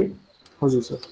ओके, खास मेरो आजको टपिक चाहिँ nature for tourism, tourism for nature. किनकि तपाईँहरूको त्यो जुन प्रोजेक्ट छ नि, त्यो प्रोजेक्ट नेचर भएको भएर अलिकति प्रकृतिसँग नजिक भएर पछि प्रकृतिलाई चाहिँ नजिकबाट निहालेर युथहरूले चाहिँ यो प्रकृति हाम्रो लागि मात्रै होइन, यो यहाँ भएका living thing non living thing सबैको लागि हो भनेर जुन इनिसिएसन लिनु भएको छ, अलिअलि त्यहाँ कतै म्याच हुन्छ कि भन्ने मेरो एक्सपेक्टेसनले चाहिँ यो प्रेजेन्टेसन मैले गर्न गइरहेको छु है। Nature for tourism, tourism for nature. अनि यसमा युथ त जहिले पनि फ्रन्ट लाइनमा नै हुन्छ। ओके, अब त्यसमा चाहिँ म आजको यो अलिकति तपाईँको हाइलाइट्स दिँदाखेरि मेरो प्रेजेन्टेसनको लाइक म चाहिँ केमा फोकस गर्छु भने अलिकति टुरिज्ममा फोकस गर्छु। म अलिकति इतिहासलाई केलाउँदै जान्छु। अनि त्यसपछि चाहिँ म नेपालमै किन नेचरसँगको टुरिज्म अनि त्यसमा युथ चाहिँ कहाँ हो भनेर चाहिँ कन्क्लुड गर्छु है त। Okay, let's see how it goes. नेपालमा 1950 अगाडि चाहिँ कुनै पनि विदेशी नागरिकहरूलाई प्रवेश थिएन। ओके, आउन मिल्थेन कुनै पनि देशबाट। शिवरात्रिमा आउनुहुन्थ्यो, त्यो पनि सर्टेन 10 दिनको लागि भारतबाट नागरिकहरू आउनुहुन्थ्यो। त्यसपछि त्यहाँभन्दा अगाडि थिएन प्रवेश। अनि यो 1953मा यो माउन्ट एभरेस्टमा तपाईँले यहाँ देख्नुहुन्छ तेन्जिङ र हाम्रो एडमन्ड हिलारी, तेन्जिङ शेर्पा, नर्गे शेर्पा र सर एडमन्ड हिलारीले चाहिँ एसेन्ड गरेपछि र त्यो सँगसँगै अझ त्यसको ठ्याक्कै 2 वर्ष अगाडि चाहिँ यो तपाईँले साइडमा देख्नु भएको भए तपाईँको चाहिँ यो हरिराम हरिकृष्ण भन्ने मुभी हो। देवानन्दले राजा महेन्द्रको पालामा बनाउनु भएको मुभी। अनि यो मुभीको सुटिङ र त्यो मुभी विश्वभरि देखाइएपछि र उहाँ दुईजनाले चाहिँ पहिलोचोटि विश्वकै अग्लो शिखर सगरमाथाको मा चाहिँ पाइला टेकेपछि चाहिँ नेपाल विश्वको लागि चिनियो। अनि कोइन्सिडेन्स चाहिँ कस्तो भइदियो भने त्यतिखेरको त्यो वारबाट फेडअप भएको युथहरू छन् नि, हो त्यो युथहरू चाहिँ एउटा शान्तिको खोजीमा थिए। ओके, जस्तो कि यो फोटोमा देख्न सक्नुहुन्छ, यहाँ चाहिँ आर्मिजहरूले गन तेर्साउँदाखेरि यी युथहरूले चाहिँ गुलाबको फुल दिन्थे। They were not afraid of bullets also हैन। गुलाब भनेको चाहिँ यो प्रेमको प्रतीक अथवा अरू कुनै फुल भनेको शान्तिको प्रतीक, त्यो दिन्थे। अनि मेक लभ नट वार भन्ने खालको उनीहरूको एउटा भिजन थियो। अनि उनीहरू त्यस्तै शान्तिको खोजीमा, विशेष त अमेरिकनहरू त्यतिखेर भियतनाम वारबाट चाहिँ एकदमै फेड अप भएर निराश भएर चाहिँ यस्तो खालको वारहरू चाहिँ अब वर्ल्डमा हुनु हुँदैन भनेर चाहिँ पहिला अमेरिकन्सहरू सुरु गरे। अनि त्यसपछि फ्रान्स, इटलीबाट पनि अफगानिस्तान हुँदै, मिडल इस्ट हुँदै, अफगानिस्तान हुँदै, अनि इन्डियाको गोवा हुँदै, अनि नेपालको काठमाडौँ र पछि त पोखरासम्मै उनीहरूको आगमन भयो। उनीहरू चाहिँ यस्तो खालको म्याजिक बसमा आउँथे सुरुमा 1950 पछि, जतिखेर नेपाल खुल्ला भयो र अघि मैले भनेको दुईटा इन्सिडेन्ट पछि नेपाल चिनिन लाग्यो, यहाँ चाहिँ शान्तिको खोजीमा आए। अनि म्याजिक बसको अझ भित्रपट्टि साइड हेर्ने हो भने पनि अहिले हामी बसे जस्तो स्टाइलको हुन्थेन कि, यो गोलो रूपमा बस्थे, so that every one can see each other भन्ने अलिकति उनीहरूको त्यो जीवनीको बारेमा थोरै म प्रकाश पार्छु है त। उनीहरूको कपडा पनि यस्तै हुन्थ्यो, ठुलो ठुलो ब्रेसलेटहरू लगाउने, अनि त्यसपछि अलिकति कम्फर्टेबल हुने कलरफुल कपडाहरू लगाउने। Even they never use to cut their beard also. तर त्यो बेलामा युथहरूको पनि बढी हुन्थ्यो। तर अब त्यतिखेर हिपिजम भनेपछि त त्यो एजले त बार हुने नै भएन। अनि they used to listen to the songs by Jimi Hendrix, Bob Dylan, अनि त्यसपछि बब मार्ली, उहाँहरूको म्युजिक चाहिँ धेरै सुन्थ्यो उनीहरू। उनीहरू चाहिँ एउटा सांसारिक सुख भोग मोह भन्दा अलिकति फरक तरिकाले चाहिँ उनीहरू यात्रा गर्थे। लाइक फ्यामिली हुनुपर्छ, अनि त्यसपछि चाहिँ यो मैले आफ्नो अर्को जेनेरेसनको लागि अथवा मेरो लागि यति धेरै सम्पत्ति जुटाउनुपर्छ, राख्नुपर्छ, त्यो सबै कुराहरू केही पनि थिएन। They were just the fake. Okay, travelling, कम पैसा लियो गयो, अनि जहाँ जे पायो त्यहाँ हिचहाइकर जस्तो जहाँ उसिन। तर उनीहरूको एउटा निश्चित ट्रेल चाहिँ थियो, हिपी ट्रेल चाहिँ थियो। त्यो ट्रेल चाहिँ यहाँ आएर चाहिँ पोखरासम्म आउँथ्यो, त्यसपछि फेरि काठमाडौँ हुँदै, इन्डिया हुँदै, गोवा हुँदै, अनि त्यसपछि अफगानिस्तान, मिडल इस्ट हुँदै उनीहरू फर्किन्थे। कतिजना त फर्किन्थेनन्, यहीँ बस्थे। अनि काठमाडौँमा आइसकेपछि त्यहाँ अझै पनि छ झोसेमा फिक स्ट्रिट भन्ने, त्यहाँ चाहिँ मरिजुआना अर्थात् गाँजा र ह्यासिस, ओके, यो कुराहरू चाहिँ तपाईँको चाहिँ वैध रूपमै बिक्री हुन्थ्यो। त्यतिखेर पुलिसहरूले पनि समाज थिएनन् र त्यतिखेर बेच्नु भनेको चाहिँ कानुनले पनि वर्जित गरेको थिएन। यहीँ पनि लेखिएको छ, हेर्नुहोस् न, गाँजा र चरेस यहाँ पाइन्छ। अनि उनीहरू त्यही गाँजा चरेस खाने, अनि त्यसरी नै एउटा शान्तिको खोजीमा हिँड्ने गर्थे। यसको एउटा छुट्टै कथा छ, इडेन होटल भन्ने छ, त्यसको मेनुमै यो खालको हिपिजमलाई मनपर्ने परिकारहरू, गाँजा चरेस मिसाइएका फुड आइटम्सहरू बेचिने गर्ने र त्यस्तो खालको प्रक्रियामा चाहिँ काठमाडौँ गुज्रिरहेको थियो। पछि चाहिँ भइदियो के भने यसरी नै हिपिजमबाट चाहिँ टुरिज्मको स्टार्ट चाहिँ भएको हो। अब यसलाई आफ्नो एङ्गलबाट हेर्न सकिन्छ। अमेरिकन सरकारले चाहिँ यसरी आफ्ना देशका नागरिकहरू विश्वभरि छरिएर यसरी एडिक्सन, उहाँहरूले भनेको चाहिँ यसलाई एडिक्सन भने एडिक्सनमा फसेको देखेपछि धेरै ठाउँहरूबाट चाहिँ तत्कालीन अमेरिकन सरकारलाई चाहिँ प्रेसर पर्यो। अब ती सबैजनालाई देश फिर्ता बोलाएर फेरि उनीहरूलाई दैनिक जीवनयापन बिताउनको लागि भनेर अनि अमेरिकन सरकारले त्यतिखेरको नेपाल सरकारलाई रिक्वेस्ट गरेपछि अनि यो हिपिजम सुरु भएको चाहिँ तपाईँको 60 को दशकबाट 70, 72, 73 सम्म गयो। सबै तरिकाले सिद्धिन त 1980 सम्मै लाग्यो हेर्नुहोस् है। तर त्यही 72, 73 पछि नै अनि हिप्पीहरूलाई एक किसिमले भन्नुपर्दा त्यहाँबाट लखटियो। जहाँबाट उनीहरू त्यसरी गएका थिए काठमाडौँबाट पनि लखटियो र उनीहरूको त्यसरी चाहिँ हिप्पिजमको चाहिँ एरा सिद्धियो। अब अलिकति मैले यसलाई सर्टकटमा भने तपाईँलाई अझै डिटेलमा चाहिन्छ भने यो हिप्पिज द अनकन्भेन्सनल वे अफ लाइफ भनेर मैले डिटेलमा चाहिँ यति जर्नल्समा गत वर्ष राखेको छु। त्यसमा सबै मैले भनेको बाहेक अझै धेरै डिटेल्सहरू पनि छ। अझ त्यसमा एउटा कुरा के छैन भने अब यसरी त उनीहरूले जीवन त बिताए, आफ्नो घरमा त फर्किए। अब कोही नर्मल जीवन बिताए, कोही फर्किएपछि नि त्यही अनुसारले बिताए। अझ मैले त्यहाँ अघि भने तपाईँहरू they used to walk bare footed also. Okay, यहाँ देख्न सक्नुहुन्छ नाङ्गो खुट्टाले पनि हिँड्ने गर्थे। Okay,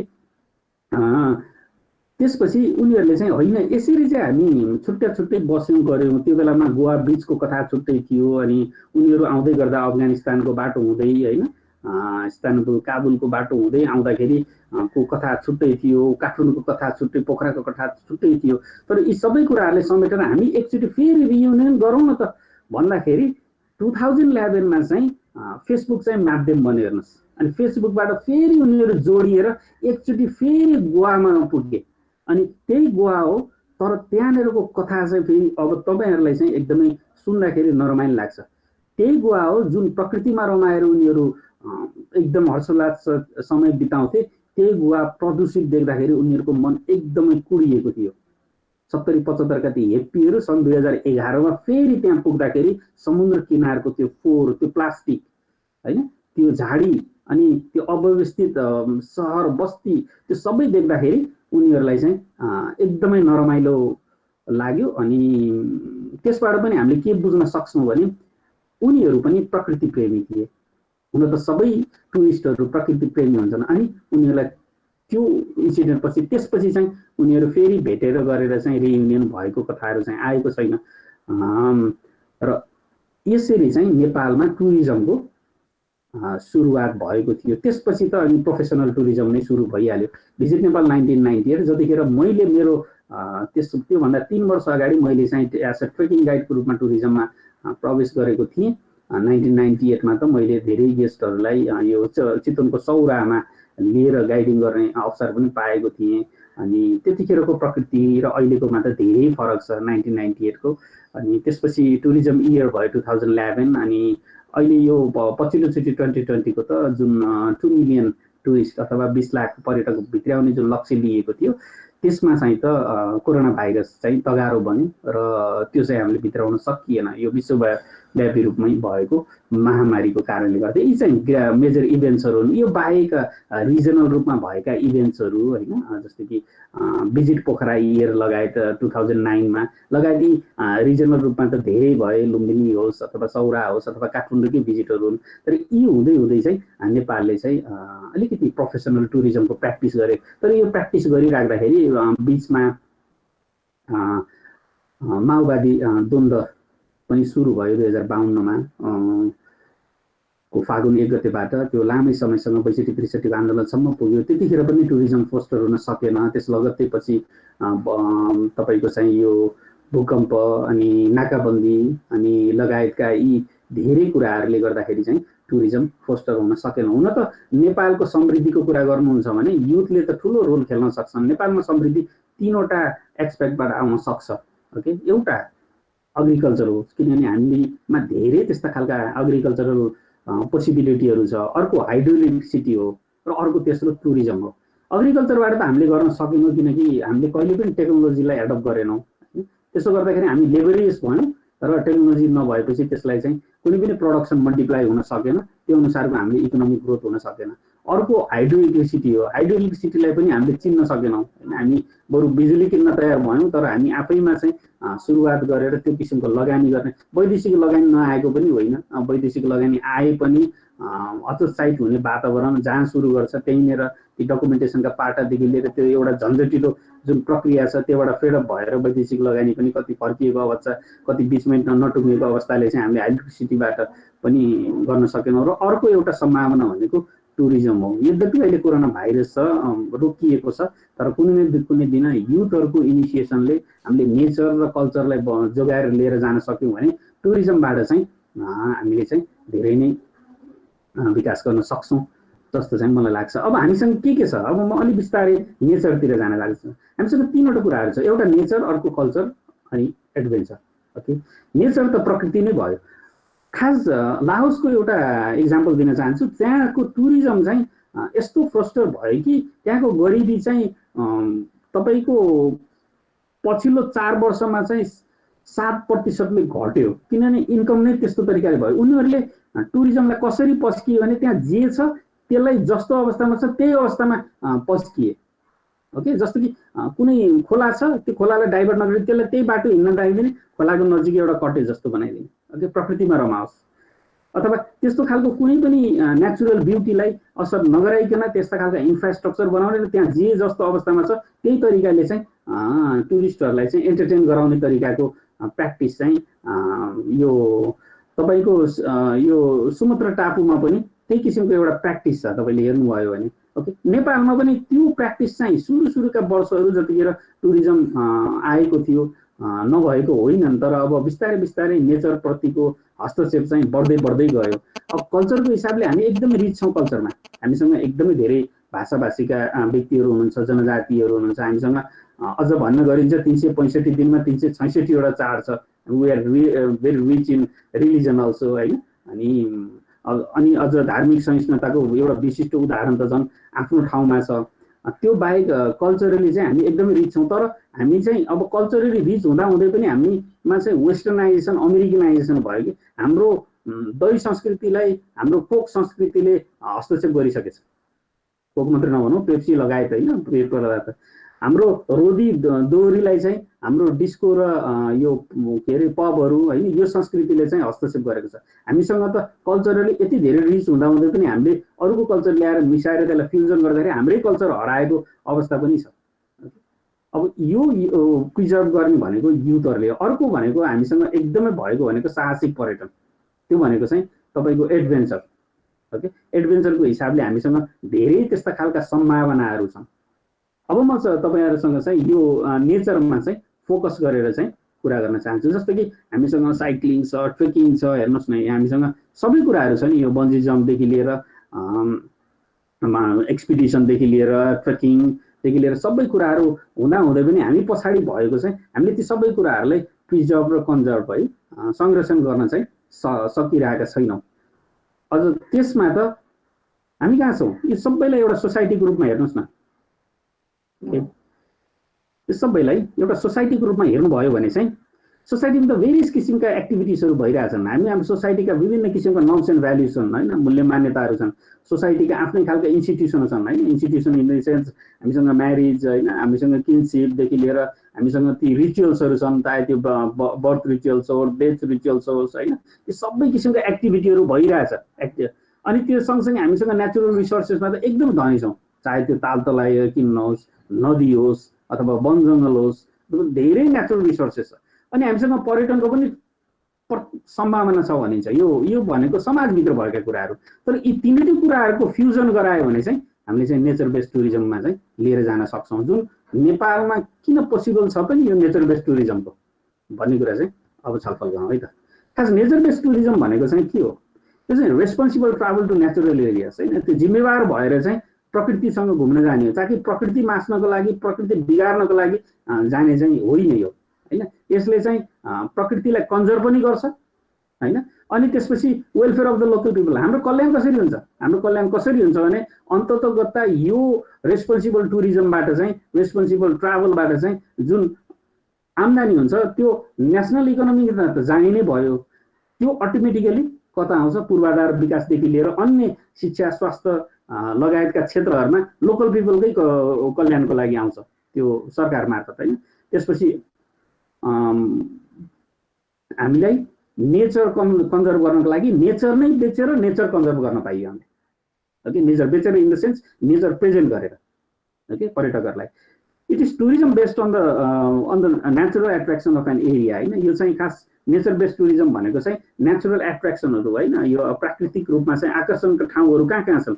For example, you can do bird watching, you can do photography, you can even go for camping in the like natural sites. Even you can go for hiking, or we do have some of the your hunting reserves or so hunting लागि जान सकियो. Even you can do the fishing in the river or lake होइन. अब trekking त भइ नै हाल्यो, अनि त्यसपछि त पार्क्सहरू छ। यो सबै कुराहरू चाहिँ these are the natural attraction which we have, and we are very much rich in this sector. यो सेक्टरमा चाहिँ नेपाल नै किन नेपाल चाहिँ natural, it's a natural country होइन। हामीसँग चाहिँ यति धेरै रेन्जको डाइभर्सिटी छ होइन। हामीसँग प्लान्ट्स एनिमल्स, फ्लोरा र फोनाहरू यति धेरै रेन्जको छ। अघि सरले कुरा गर्नुभएको थियो प्लान्ट्स एनिमल्स, बर्डहरू हो, यो हामीले प्रिजर्भ गर्न नसकेर कति एन्डेन्जर्ड होइन, लोपोन्मुख भइसक्यो। अनि हामीसँग ल्यान्डस्केप पनि यस्तो मिलेर बनेको छ। कल्चरको त अघि हामीले कुरा गरिहाल्यौँ, we are very much incredibly rich and unique.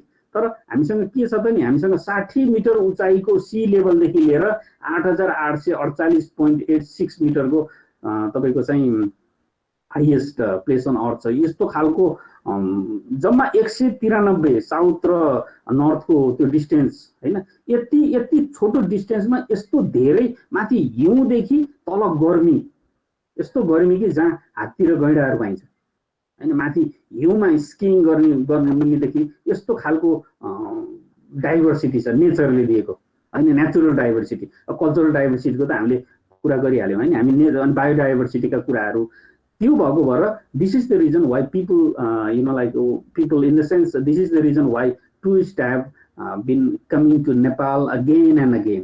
Okay, अब यसलाई प्रिजर्भ गरेर चाहिँ हामी जानुपर्नेछ। ओके, अब यी चाहिँ this are the some of the activities which we can do in Nepal. Okay, some of the tourism activities and majority of them are based on nature-based tourism. यो खास किन नेचर बेस्ड टुरिज्म गर्ने भने हामीसँग जुन beautiful environment छ अर्थमा हैन, यसको रेस्पेक्ट गर्न पनि हो। ओके, एउटा सम्मान दिनको लागि। ओके, अनि सम्मान सहितको हामीले चाहिँ यसलाई प्रिजर्भ गर्नको लागि पनि हो। यसले चाहिँ के एन्करेज गर्छ भने ट्राभलर्सलाई हैन, to help protect the environment. उनीहरूलाई पनि एउटा फिल हुन्छ यहाँ आइसकेपछि, उनीहरू एन्भाइरोमेन्टसँग घुलमिल भएपछि हामी नै यो एन्भाइरोमेन्ट प्रोटेक्ट गर्ने भनेर। तपाईले कतिपय अवस्थामा सुन्नुभयो होला, एभरेस्ट एक्सपिडिसनमा जानको लागि करोडौं खर्च हुन्छ, उनीहरू त्यो खर्च गरे पनि फर्किने बेलामा चाहिँ जाने बेलामा गाह्रो भएर छोडेको त्यो अक्सिजनको सिलिन्डर हुन्छ, त्यो फर्किने बेलामा चाहिँ बोकेर आउने अथवा त्यो एक्सपिडिसन सिद्धिसकेपछि एक्स्ट्रा खर्च गरेर ट्रकमा लोड गरेर धेरै अक्सिजनको सिलिन्डर ल्याइदिने गर्छन्, किनभने उनीहरू जाने बेलामा त्यो फोहोर देखेका हुन्छन् and they don't like dots. अब त्यो सबै कुराहरू जिम्मेवार भएर हामी नेपालीले नै त्यो गर्यौँ भने अनि बल्ल यो एन्भाइरोमेन्टको प्रोटेक्ट हुन्छ। अनि ओभियसली त्यो प्रोटेक्ट हुने बित्तिकै त्यो चाहिँ लोकल कम्युनिटीको लागि चाहिँ कन्ट्रिब्युसनको लागि ओभियसली पछि त्यो रिटर्न ब्याक हुन्छ। हामी जस्तो under develop country like Nepal have advantage in nature tourism हैन, हामीसँग यसबाट चाहिँ फाइदा लिन सकिन्छ, किनभने यो अघि मैले कुरा गरेँ नेचुरल एन्भाइरोमेन्ट र कल्चर छ हैन। यसले चाहिँ त अर्को एउटा राम्रो पक्ष भनेको तपाईको चाहिँ एम्प्लोइमेन्ट पनि जेनेरेट गरिरहेको छ नि त। ओभियसली म आफै पनि as a teacher of tourism management हैन, बिबिए को लागि बिएमटिएम को लागि म आफै पनि एउटा एम्प्लोइमेन्ट जेनेरेट गरिरहेको छु। त्यो इन वे अर अदर, त्यो भनेको भएर कतिजना हामी ट्रेकिङ गाइडको रूपमा जान सक्छौँ हैन, कतिजना चाहिँ हामी अन्य टुरिज्म व्यवसायीको रूपमा चाहिँ अगाडि बढ्न सक्छौँ। त्यही भएर यो सबै नेचरलाई नै कन्जर्भ गर्न सक्यो भने चाहिँ, प्रिजर्भ गर्न सक्यो भने चाहिँ यो हुन त समुदायले नै नेतृत्व गरेको पर्यटनको चाहिँ मैले परिकल्पना गर्छु, तर अब सबै अवस्थामा चाहिँ समुदायले मात्रै नसक्ने भएको भएर त्यसमा युथको रोल चाहिँ यस्तो खालको हुन्छ। अलमोस्ट करिब अन्ततिर छु म। अब युथलाई हामीले कहाँनिर राख्ने त नि, youth versus nature versus tourism. अब तपाईहरूको अब रोल भनेको तपाईहरूको आयो हैन, यतिखेरसम्म त हामीले नेचरलाई लिएर आयौँ।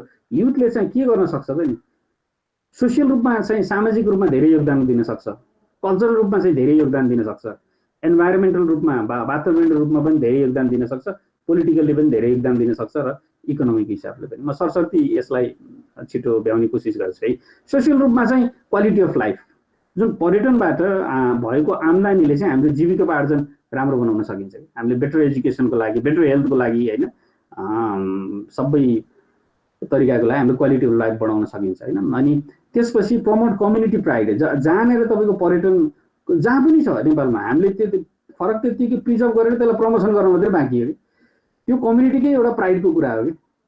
चाहे त्यो कुनै पनि ताल होस्, चाहे त्यो हिमाल होस्, अथवा चाहिँ कुनै कल्चरल हेरिटेज होस् हैन, सांस्कृतिक सभ्यता होस्, अथवा जे पनि होस् हैन, कुनै एडभेन्चर टुरिज्म भएको ठाउँ होस्, त्यो चाहिँ एउटा समुदायको एउटा गर्वको कुरा हो है। सोसियली रूपमा चाहिँ युथले त्यसमा कन्ट्रिब्युट गर्न चाहिँ सक्छ है। अनि यो चाहिँ युथले चाहिँ कसले के गर्ने, कता गर्ने भनेर एउटा कामको बाँडफाँड गरिदिन सक्छ। जस्तै कि 2-3वटा प्रोजेक्ट गर्दाखेरि तपाईँहरूमा एक किसिमको डिभिजन अफ वर्क भन्ने एउटा कन्सेप्ट आइसक्यो नि, टुरिज्ममा नि हामीले त्यो तरिकाको बिल्डअप चाहिँ गर्न सक्छौँ। अनि कम्युनिटीलाई अरू कुराहरू, अर्गनाइजेसनल म्यानेजमेन्टका कुराहरू पनि दिन सकिन्छ र सामाजिक रूपमा चाहिँ टुरिज्मबाट आएको आम्दानीले चाहिँ हामीले त्यहाँको शिक्षामा लगानी गरेर त्यो समाजलाई नै एउटा शिक्षित समाजको रूपमा चाहिँ अगाडि बढाउन सकिन्छ। अनि कल्चरल रूपमा चाहिँ तपाईँले याद गर्नुभएको भयो, वाट एभर द नेसन होइन, कुनै पनि देशबाट आएको चाहिँ त्यो पर्यटकहरूले चाहिँ हाम्रो यहाँको कल्चर चाहिँ एकदम रेस्पेक्ट गर्नुहुन्छ नि त। हामीले युथहरूले चाहिँ त्यो खालको इनिसिएसन दिएर हामीले एकअर्काको कल्चरहरू रेस्पेक्ट गर्ने र एकअर्काको कल्चरहरू प्रिजर्भ गर्नको लागि एन्करेज गराउन सकिन्छ। जस्तो कि कति लोपुना लागेको छ कल्चरहरू होइन, ती लोपुना लागेको कल्चरलाई चाहिँ सामान्य बाजागाजा बजाउनेदेखि लिएर ती विभिन्न अवसरहरूमा नाचिने नाचहरूदेखि लिएर ती सबै कुराहरूमा युथहरू आफै नै एक्टरको रूपमा अगाडि गएर चाहिँ त्यसलाई प्रिजर्भ गर्न सकिन्छ होइन। कल्चर एक्सचेन्ज हाम्रो यहीँ भएको कल्चरलाई पनि एक्सचेन्ज गर्न सकिन्छ। लाइक म एउटा कल्चरमा छु तर अर्को कुनै कल्चरको कति कुराहरू मलाई मनपर्छ भने I can adapt that instead of adapting the American and European culture होइन। अनि त्यसपछि लोकल कल्चरलाई चाहिँ हामीले चाहिँ कुनै पनि विकासका कुराहरूमा चाहिँ लोकल कल्चरलाई मिसाएर लिएर जान चाहिँ सकिन्छ। अनि अर्को इन्भाइरोमेन्टल तरिकाले चाहिँ कहाँनिर हो यो खास जस्तो कि तपाईँले कहीँ कतै गएर चाहिँ त्यो पोल्युटेड भएको छ भने त्यो पोल्युसनको पोटेन्सियल ठाउँ कहाँ हो, what is the reason behind that भन्ने तरिकाको स्टडी गरेर चाहिँ त्यसलाई चाहिँ निराकरण गर्न सकिन्छ होइन। अनि त्यहाँबाट निस्किएको वेस्टहरू कसरी डिस्पोजल गर्ने, सामान्य एउटा घरबाट 2-4वटा घरबाट निस्किएको नालीदेखि लिएर ठुला ठुला खोलाबाट बग्ने फोहोरहरूसम्मको वेस्ट डिस्पोजलका कन्सेप्टहरू लिएर आएर हामीले सबै ठाउँमा गर्न नसके पनि अवेरनेस क्रिएट गरेर एउटा डाइरेक्सन दिएर अगाडि बढ्यौँ भने पनि त्यसले धेरै फरक पार्छ। जस्तो कि तपाईँहरूले गर्नुभएको थियो यो पूर्व पश्चिम उत्तर दक्षिणको जुन साइकल यात्रामा अवेरनेस क्रिएट गर्नुभएको थियो, एटलिस्ट स्ट्राइक त भयो नि त उहाँहरूको दिमागमा। त्यो तरिकाले चाहिँ हामीले अवेरनेस चाहिँ क्रिएट गर्न सक्छौँ। अनि त्यो सँगसँगै इन्भाइरोमेन्टल एजुकेसन पनि हामीले दिन पनि सक्छौँ। अब पोलिटिकल्ली चाहिँ हामीले लोकल पिपलहरूलाई चाहिँ यस्ता खालका नेचुरल ब्युटीहरूलाई कन्जर्भेसन गर्नको लागि लोकल पिपलहरूलाई इनिसिएट गराउनुपर्छ। किन लोकल पिपल भन्दा जुन ठाउँ हो त्यही ठाउँको लोकल पिपल अनरसिप फिल हुन्छ कि यो सफा गरेपछि त भोलि यसको लाभ लिने व्यक्ति त म आफै हो भन्ने खालको अनर फिल होस्। अनि त्यसपछि एम्पावर गर्ने त्यहाँको कम्युनिटीलाई। अनि त्यसपछि त्यो क्लियर गरेर त्यो पोल्युसन हटाएर त्यसलाई कन्जर्भ गरेपछि and they have the right to use that natural resource होइन, त्यो कुराहरूमा पनि। अनि त्यसपछि त्यो कम्युनिटीलाई अनि बाहिरी व्यक्तिहरूले पनि त्यो अनुसारले रेस्पेक्ट गर्ने एउटा वातावरण चाहिँ युथहरूले क्रिएट गराइदिन सकिन्छ। अनि इकोनोमिक हिसाबले त अघि हामीले भनि नै सक्यौँ, कम्युनिटीका डेभलपमेन्टका लागि हामीले नेचरलाई कन्जर्भ गरेर टुरिज्म वेमा प्रेजेन्ट गर्यो भने will collect some funds in a way of or other and which we can use it for the community development. अनि जबको हिसाबले त भइ नै हाल्यो, कुनै न कुनै एउटा तरिकाले चाहिँ हामीले जब क्रिएसन पनि गर्छौँ। अनि लोकल पिपलको इन्कम सामान्य एउटा डुङ्गा व्यवसायदेखि लिएर ठुलो के अरे स्टार लेभलको होटलमा काम गर्नेदेखि लिएर होइन, अनि त्यसरी चाहिँ हामीले एउटा एम्प्लोइमेन्ट जेनेरेसनदेखि लिएर इन्कम लेभल पनि बढाउन सक्छौँ। यसमा युथ नै किन हो, अब यो त आइसकेछ, यसमा किन युथलाई नै राख्नु पर्यो? किनभने युथ बिना त नेचर कन्जर्भेसन पोसिबल छैन हेर्नु। किनभने अब उमेर भएकाहरूले त के सोच्छन् भने त्यो एउटा ह्युमन एटिट्युड नै हुनसक्छ। हामी युथहरूलाई एन्करेज गराउने हो, हामीले गरियो बरु सँगसँगै जान सकिन्छ, अबको पालो युथ हो भन्ने जहाँ पनि आउँछ होइन। त्यो गरी युथले नै गर्न सक्छन्। अनि युथले जहाँ पनि हात हालेका छन् त्यहाँ सक्सेस भएको हामीसँग धेरै उदाहरणहरू छ होइन।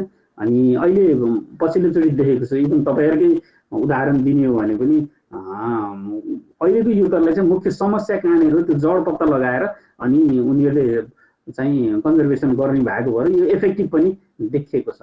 ओके, अनि त्यसपछि सानो सानो इनोभेसनले पनि इनोभेटिभ आइडियाले पनि युथहरूले धेरै मेजर चेन्जेस ल्याएको उदाहरणहरू छ होइन। अब यो तपाईँलाई लामो हुन्छ होला, यो इन्डियामा चाहिँ धेरै वर्ष अगाडि चिपको मुभमेन्ट भन्ने भएको थियो कि, यसमा बरु पछि छुट्टै चर्चा गरौँला।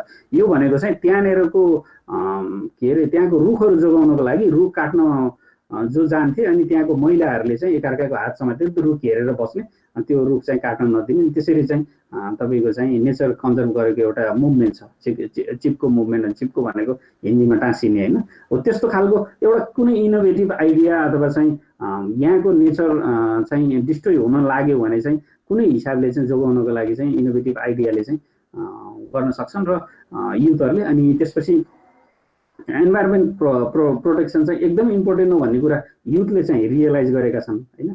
अब यसलाई चाहिँ इन्भाइरोमेन्ट प्रोटेक्ट नहुनुको एउटा मुख्य कारण भनेको मेजर प्रब्लम भनेको पोल्युसन हो। यसलाई चाहिँ युथहरूले चाहिँ बेस्ट वे प्र्याक्टिस गरेर चाहिँ कन्जर्भ गरेर अगाडि बढ्न सक्छन् भन्ने चाहिँ मलाई लाग्छ। त्यही भएर अघिको मेरो त्यो सुरुको टपिकलाई चाहिँ मैले अलिकति मोडिफाई गरेँ, nature for tourism, tourism for nature, but putting youth first.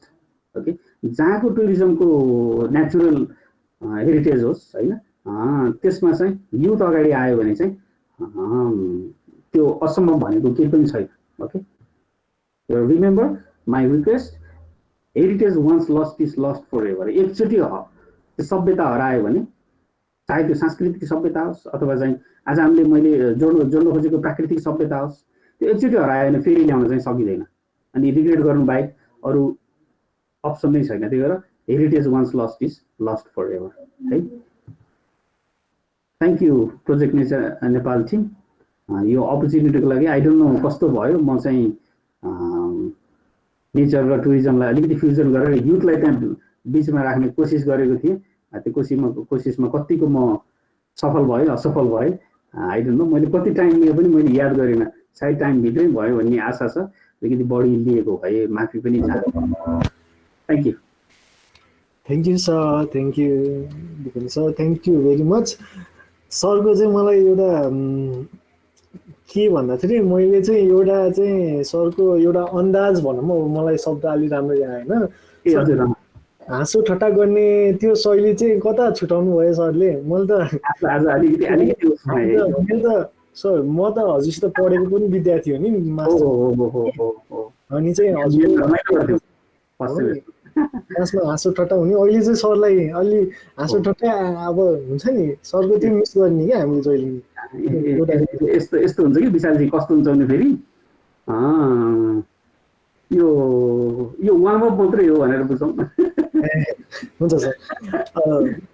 हामी सर अझ यो पनि भन्न चाहन्छौँ, हामी अब त्यही त we have long way to go नि sir, long way to go, we are thinking about long way to go होइन। अब विष्णु सर, हजुर दिपेन्द्र सरले चाहिँ हामीलाई चाहिँ जति बेला पनि हामी एकचोटि फोन चाहिँ गर्छौँ कि सर, फोन गर्छौँ, कतैबाट कनेक्ट हुन खोज्छौँ, हामीलाई जता समस्या लाग्यो भने एकचोटि फर्केर चाहिँ हामी एकचोटि हेर्छौँ, सरहरूले सल्लाह लिन्छौँ, जानुभन्दा अगाडि के गर्नुभन्दा अगाडि सल्लाह लिन्छौँ। त्यो कुरा पनि भयो सर, त्यो कुरा गर्दै पनि गरौँला। सो आज पार्टिसिपेन्ट्सहरू दिपेन्द्र सरलाई केही बुझ्न छ भने, केही आफूलाई लागेको कुरा सरसित केही सोध्न छ भने यु क्यान आस्क, हजुरहरूले सोध्न सक्नुहुन्छ दिपेन्द्र सरलाई। सो एनिथिङ कसैलाई के? ओके जुगल। नमस्कार विष्णु हरि अधिकारीज्यू र हाम्रो दिपेन्द्र हरिज्यू। नमस्कार हजुर। दिपेन्द्र हजुरले जुन तरिकाले युथको एउटा कुरा गर्नुभयो नि, प्लिज हजुर तपाईँले जुन भन्नुभयो अब युथहरूलाई नै अगाडि राख्नु पर्छ जुन त्यस्तो कुरा भन्नुभयो, तर हाम्रो नेपालको यो समाजमा त अझै स्टिल युथहरूलाई अलिकति विश्वास गरिँदैन नि। अब उनीहरू युथ हो, अब भर्खरको त्यो तातो जोस या त्यस्तै भनौँ न, त्यो काम मजाले सफल हुन सक्दैन, अलिकति कता अब विश्वास नगरे सहयोग नगर्ने त्यस्तो प्रविधिहरू पनि छ हाम्रो नेपालमा। सही भन्नुभयो। अब यस्तो हुँदा चाहिँ हामीले कसरी चाहिँ अघि बढेर काम गर्न सक्छौँ होला त यस्तो अवस्थामा? अझै हाम्रो नेपालमा त युथहरूलाई विश्वास गरिँदैन नै। अब म जाउँ विशालजी एन्सरतिर? हुन्छ सर, हुन्छ। यो क्वेसन कस्तो हुँदो रहेछ, टिचर भएको क्वेसन सजिलो आयो भने एन्सर लेखिहालौँ जस्तो कि फेरि त्यस्तो भयो। जुगलजीलाई धेरै धेरै धन्यवाद। खासमा चाहिँ विश्वास जित्ने भनेको चाहिँ कामबाट रहेछ कि, जस्तो कि तपाईँले एक दुईवटा इभेन्टहरू त्यस्तोहरू तपाईँले समाजमा अलिकति चेन्जेसै ल्याइदिएको भन्ने खालको एउटा छाप पारिदिनु भयो भने त्यो सोसाइटीमा तपाईँलाई काम गर्न सजिलो हुन्छ। होइन भने त तपाईँले भनेको हाम्रो त्यो संरचना नै त्यस्तै तरिकाको बनेको छ, अलिकति कपाल नखोलिकन, अलिकति दाढी नखोलिकन, यसको त बुद्धि नआएन, यसले त केही गर्दैन होला, यसले त गर्यो भने नि रमाउनको लागि, उस गर्नको लागि होइन, त्यसको लागि होला, युथले त गर्न सक्दैन, यिनीहरूले गर्ने भनेको स्पोर्ट्सतिर गर्ला नि, मेडल ल्याउला नि भन्ने त्यस्तो तरिकाले समाजले परिवारले आँकेको हुन्छ नि त। त्यही भएर तपाईँले विश्वास जित्नको लागि एक दुईवटा कामहरू तपाईँले फाइन गरिदिनु भयो भने चाहिँ विश्वास जित्न सकिन्छ। तर अघि मैले एउटा कुरा के छुटाएछु भने त्यसमा चाहिँ फेरि यो युथभन्दा अलिकति पाएको उमेरकोहरूको डाइरेक्सन चाहिन्छ, अपरेसन गर्ने चाहिँ युथ नै हो फेरि, बुझ्नुभयो नि। तर त्यो त्यो त्यो तपाईँको त्यो सामाजिक संरचनालाई तोड्नको लागि एक दुईटा चाहिँ एकदम मोडल कामहरू, नमुना कामहरू गरेर देखाइदियो भने त्यो सामाजिक मोडल चाहिँ चेन्ज हुन्छ। उनीहरूले क्वेसन गर्दाखेरि तिमीले त कस्तो गर्न सक्दैन नि त, नो वी प्रुभ अलरेडी होइन, तपाईँ हेर्दै जानुहोस्, हामी बिगार्दैनौँ, सपार्छौँ भन्ने तरिकाले जानुभयो भने चाहिँ मिल्छ।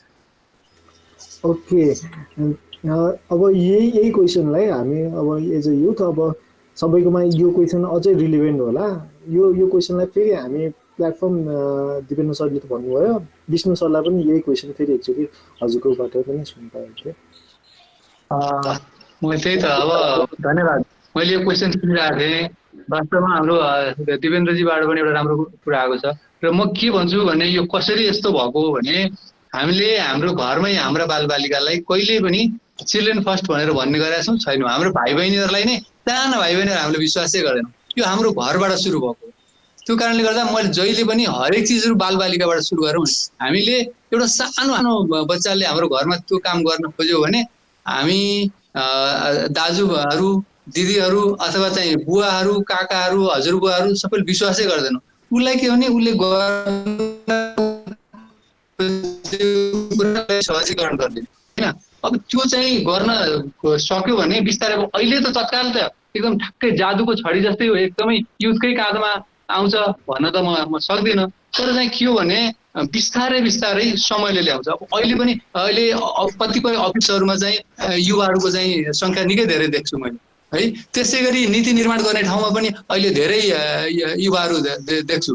जस्तो यही पोखराकै ताल विकास बोर्ड जुन यो चाहिँ राष्ट्रिय के अरे गण्डकी प्रदेशको ताल विकासमा चाहिँ एकजना भर्खरको चाहिँ हुनुहुन्छ, उहाँ चाहिँ पिएचडी गर्नुभएको छ। उहाँ हुनुहुन्छ समथिङ के गुरुङ हुनुहुन्छ, एकदम भर्खरको यङ हुनुहुन्छ, तर यति राम्रो सोच छ उहाँमा। अनि उहाँ हामीले भन्ने कुरा यति आफ्नो पनि भिजन एकदम राम्रो दिन सक्नुहुन्छ। अब उहाँलाई देख्ने बित्तिकै हामीले विश्वास लगाइहाल्छ, उहाँले ल्याउने कुराहरू एकदम राम्रो हुन्छ भनेर विश्वास गर्न सकिहाल्छ। ठ्याक्कै मैले यो कुरा अघि दिपेन्द्रजीले भनेको कुरामा मैले किन जोड्न खोजेँ भने आफूले पनि केही गर्दै गयो भने समाजले पनि विश्वास गर्छ भन्ने कुरा मैले जोड्न खोजेँ। र त्यस कारणले गर्दा हामी आफू उदाहरण बन्यौँ। जस्तै अहिले अब यही प्रोजेक्ट नेचर टिमकै कुरा गरौँ। प्रोजेक्ट नेचर टिमलाई सबैले किन विश्वास गर्न थाल्यो भने उसले समाजमा काम गर्न थाल्यो साइलेन्टली, कसैलाई वास्दैन काम गर्दै गर्दै गर्यो। समाजले पछाडिबाट उनीहरूलाई वाच गरिरहेको थियो। वाच गर्दै जाँदा यिनीहरू त केही गर्न पो चाहने रहेछन् है त, पहिला त यिनीहरूले के गर्लान् र भनी सोचेको थियो होला। तब उनीहरू जब गर्दै गर्दै गएपछि उनीहरू विश्वास जाग्न थाल्यो। यो त बल्ल धेरै खुबी रहेछ त, बल्ल चाहिँ समाजले बुझ्यो। त्यो भएर सबै कुराहरू पहिला त युवाहरूमा के छ भन्ने कुरा घरले बुझ्न सक्नु पर्यो, आफ्नो घरले बुझ्न सक्दैन, यो एकदम ठुलो समस्या हो। अनि घरबाट बाहिर गइसकेपछि अरूले बुझेनन् भन्ने कुरा त किन सबैका चाहिँ फेरि घरका बा आमा हुने नि त बाहिर त। त्यो कारणले गर्दाखेरि पनि यो समस्या आएको हो। त्यो भएर हामीले पनि हाम्रा भाइ बहिनीहरूलाई रेस्पेक्ट गर्ने, उनीहरूले पनि गर्णीकरण गरिदिने, उनीहरूलाई सिकाउने गर्दै त्यो अगाडि बढ्यौँ भने त्यो ठाउँको एचिभमेन्ट अब हामीलाई पनि हुन्छ या युवाहरूलाई पनि हुन्छ भन्ने मलाई लाग्छ। र यो बहुत महत्त्वपूर्ण क्वेसन पनि हो। म पनि युवा हुँदा मलाई पनि भित्रभित्र मनमा चाहिँ लाग्थ्यो त्यस्तै, कहीँ गएर कुरा गऱ्यो मलाई जानेछु जस्तो लाग्थ्यो, तर चाहिँ म गएर कुरा गर्न खोज्यो भने इग्नोर गरिदिने, यसले थाहै छैन भनिदिने, सुनै नखोज्ने, हैरान हुन्थ्यो। अब त्यो चाहिँ कस्तो हुँदो रहेछ भने समयले बिस्तारै बिस्तारै सुन्न बाध्य तुल्याउँछ, किन उहाँहरूलाई पनि आफ्नो कमी कमजोरी थाहा हुन्छ अनि उहाँहरूलाई सुन्न बाध्य तुल्याउँछ। त्यो कारणले किनभने मेरो अहिलेसम्मको अनुभवले के भन्छ भने अहिले बल्ल मलाई चाहिँ नि बल्ल कहीँ कहीँ अब हामीहरूलाई पनि सुन्न थालिएको छ। त्यो किन सुन्न थालियो भने हामी बार बार एउटै कुरा चाहिँ हामी दोहोऱ्याइरहेको छौँ, यो कुरो हुनुपर्छ भने चाहिँ आखिर सत्य जहिले नि सत्य हुन्छ नि त। त्यो कारणले गर्दा वास्तवमा यो अहिले भर्खर राखेको चाहिँ जुन भाइले राखेको क्वेसन एकदम महत्त्वपूर्ण थियो र चाहिँ यो सबैले यसलाई चाहिँ यही अनुसारमा बुझेर अगाडि बढियो भने निश्चय पनि हामीले त्यसरी चाहिँ एउटा लघुतावास चाहिँ फिलिङ गर्न पर्दैन होइन। हामीलाई फेरि स्पेस दिँदैनन्, हामीलाई वास्ता गर्दैनन् भन्ने कुरा। किनभने अब मलाई अहिले त झन् के छ भने युवाहरूको त्यत्रो ठुलो एउटा सञ्जाल डेभलप भएको छ, युवाहरूले नै युवाहरूलाई विश्वास गरिदिए काफी पुग्छ। अब पहिला हाम्रो जमानामा त युवाहरूको सञ्जालै हुन्थेन, अहिले त तपाईँहरूसँग त एकदम धेरै तपाईँहरू धनी हुनुहुन्छ यसमा, त्यस कारणले गर्दा एकदम धेरै सम्भावना छ भन्न चाहन्छु। Thank you Jugal Jugal thank you for question and thank you for answer from Dipendra sir अनि Vishnu sir thank you for that. अब यो ऱ्यापअप पनि गर्नुपर्ने हुन्छ। सो पार्टिसिपेन्ट्सहरू सबैलाई चाहिँ एकचोटि फेरि हजुरहरूसित केही क्वेसन्सहरू केही छ भने हाम्रो गेस्ट सरहरूसित दिपेन्द्र सर विष्णु सरसित केही क्वेसन्सहरू छ भने फेरि एकचोटि सोद्धा हुन्छ, उहाँहरू हुनुहुन्छ हजुरको एन्सर दिनको लागि। केही छ भने भन्दा हुन्छ है। ठिक छ। So I think sir Vishnu sir Dipendra sir हाम्रो यो पहिलाको फर्स्ट सेसन भएर होला होइन, सबैमा कन्फिडेन्ट पनि नहुन सक्ला। सो पछिको सेसन्सहरूमा अलि अझै सुधारिँदै जाला है। सो सबै पार्टिसिपेन्ट्सहरूलाई यहाँ हुनुहुने सबै पार्टिसिपेन्ट्सहरूलाई एउटा लास्ट एकचोटि फेरि सबैलाई एकचोटि अनुरोध गर्दछु कि यदि कुनै क्वेरिजहरू छ भने चाहिँ प्लिज राख्दा हुन्छ है। प्लिज कुनै क्वेरिजहरू छ भने चाहिँ राख्दा हुन्छ। हामी चाहिँ अब करिब अन्तिम सेसनको अन्तिमतिर छौँ। यदि कसैसित कुनै क्वेसन्सहरू छ भने प्लिज राख्दा हुन्छ। सो ओके, सो अब हामी चाहिँ यो सेसनलाई चाहिँ अब एन्डिङतिर लागौँ है। आज हामीले सरहरूबाट कति कुराहरू बुझ्न पाएका छौँ, कति कुराहरू हाम्रो दिमागका लकहरू खुलेका छन् भने त्यो कुरालाई मनन गर्नुहोस्। हाम्रो आगामी स्टेप्सहरूमा चाहिँ त्यो एकदम काम लाग्नेवालामा छन् होइन। हामी पछि पनि केही समस्याहरू केही छ भने हामी सरहरूसित सल्लाह स्योर नै गर्छौँ। अब होइन हामी फेरि नै सरहरूकै ढोकामा जान्छौँ, फेरि कुरा गर्छौँ, हामी अझै कुराहरू अझै लिएर आउँछौँ होइन। सरहरू पनि हामीलाई सधैँ नै यसैभरि साथ दिनुहोस्। हामी आफ्नो आइडियाजहरू हजुरहरूलाई सुनाइराख्नेछौँ। हामी कसरी अगाडि बाटो तय गर्नुपर्छ, हाम्रा भिजनहरू के छन्, हाम्रा आगामी भिजन र मिसनहरू के कस्तो तरिकाले हामी आइडियाजहरू सेट गर्छौँ, हामी हजुरहरूलाई चाहिँ सधैँ हजुरहरूको टचमा भइराख्नेछौँ। सो यति भन्दै आज हामी चाहिँ हाम्रो सम्पूर्ण केही कमी कमजोरी छ भने हाम्रो यो आज जुम सेसन गऱ्यौँ, हाम्रो कुनै कमी कमजोरी छ भने हामी पर्सनल्ली दिपेन्द्र सर विष्णु सरलाई हामी क्षमा प्रार्थी छौँ। साथसाथै त्यस्तो छैन, कस्तो मलाई त इन्टरनेसनल कन्फरेन्समा भाग लिएको जस्तो फिल भइरहेछ। अझ यति धेरै युथहरूमा त म यो पछिल्लो 2 घन्टामा त 10 वर्ष कान्छो भएको फिल भएको छ। अहिले म त्यो नानी त लुकाइहाल्छु अहिले गएर। Thank you sir. अनि साथसाथमा कुनै हाम्रो पार्टिसिपेसन काठमाडौँबाट अरू ठाउँबाट पनि यहाँ स्थानीय पार्टिसिपेसनहरू पनि छ, उहाँहरूमा पनि केही यदि हामीबाट केही कमी कमजोरीहरू भएको छ भने यसपालिको लागि प्लिज माफ गरिदिनु होला। केही सजेसन्सहरू छ भने पनि हामीलाई सजेसन दिन नछुटाउनु होला प्लिज। हामी सबै दाजुभाइहरू हौँ, हामी एकताको लागि हामी अगाडि बढ्दैछौँ, हामी सबै मिलेर अगाडि बढौँ। सो फाइनल नोट के भन्न चाहन्छु भनेपछि हामी युवा प्रकृतिको संरक्षणको यो कार्यमा अगाडि बढौँ। सो यति भन्दै हामी दिपेन्द्र सरलाई र विष्णु सरलाई हृदयबाट नमन गरेर हामी आजको लागि चाहिँ यो सेसन एन्ड गर्न चाहन्छौँ सर। धन्यवाद। हुन्छ सर, अब एन्ड गरौँ है सर? हुन्छ हुन्छ। Thank you very very very very very very much sir. धेरै धेरै धन्यवाद सर, यहाँ आइदिनु भयो, यो अमूल्य कुरा सुनाउनु, यो ठाउँमा आएर भनिदिनु भयो, धेरै धेरै धन्यवाद सर है। Good night sir, good night. So good night for every participants. So everyone, thank you very very very very very much. So thank you. Introduce next sessions अरू सेसन पनि इन्ट्रोड्युस गर्छौँ, हामीसित बसिराख्नुहोस् है। हामी अझै अरू कार्यक्रमहरू पनि प्रस्तुत गर्दै गर्छौँ है। So thank you sir. Thank you.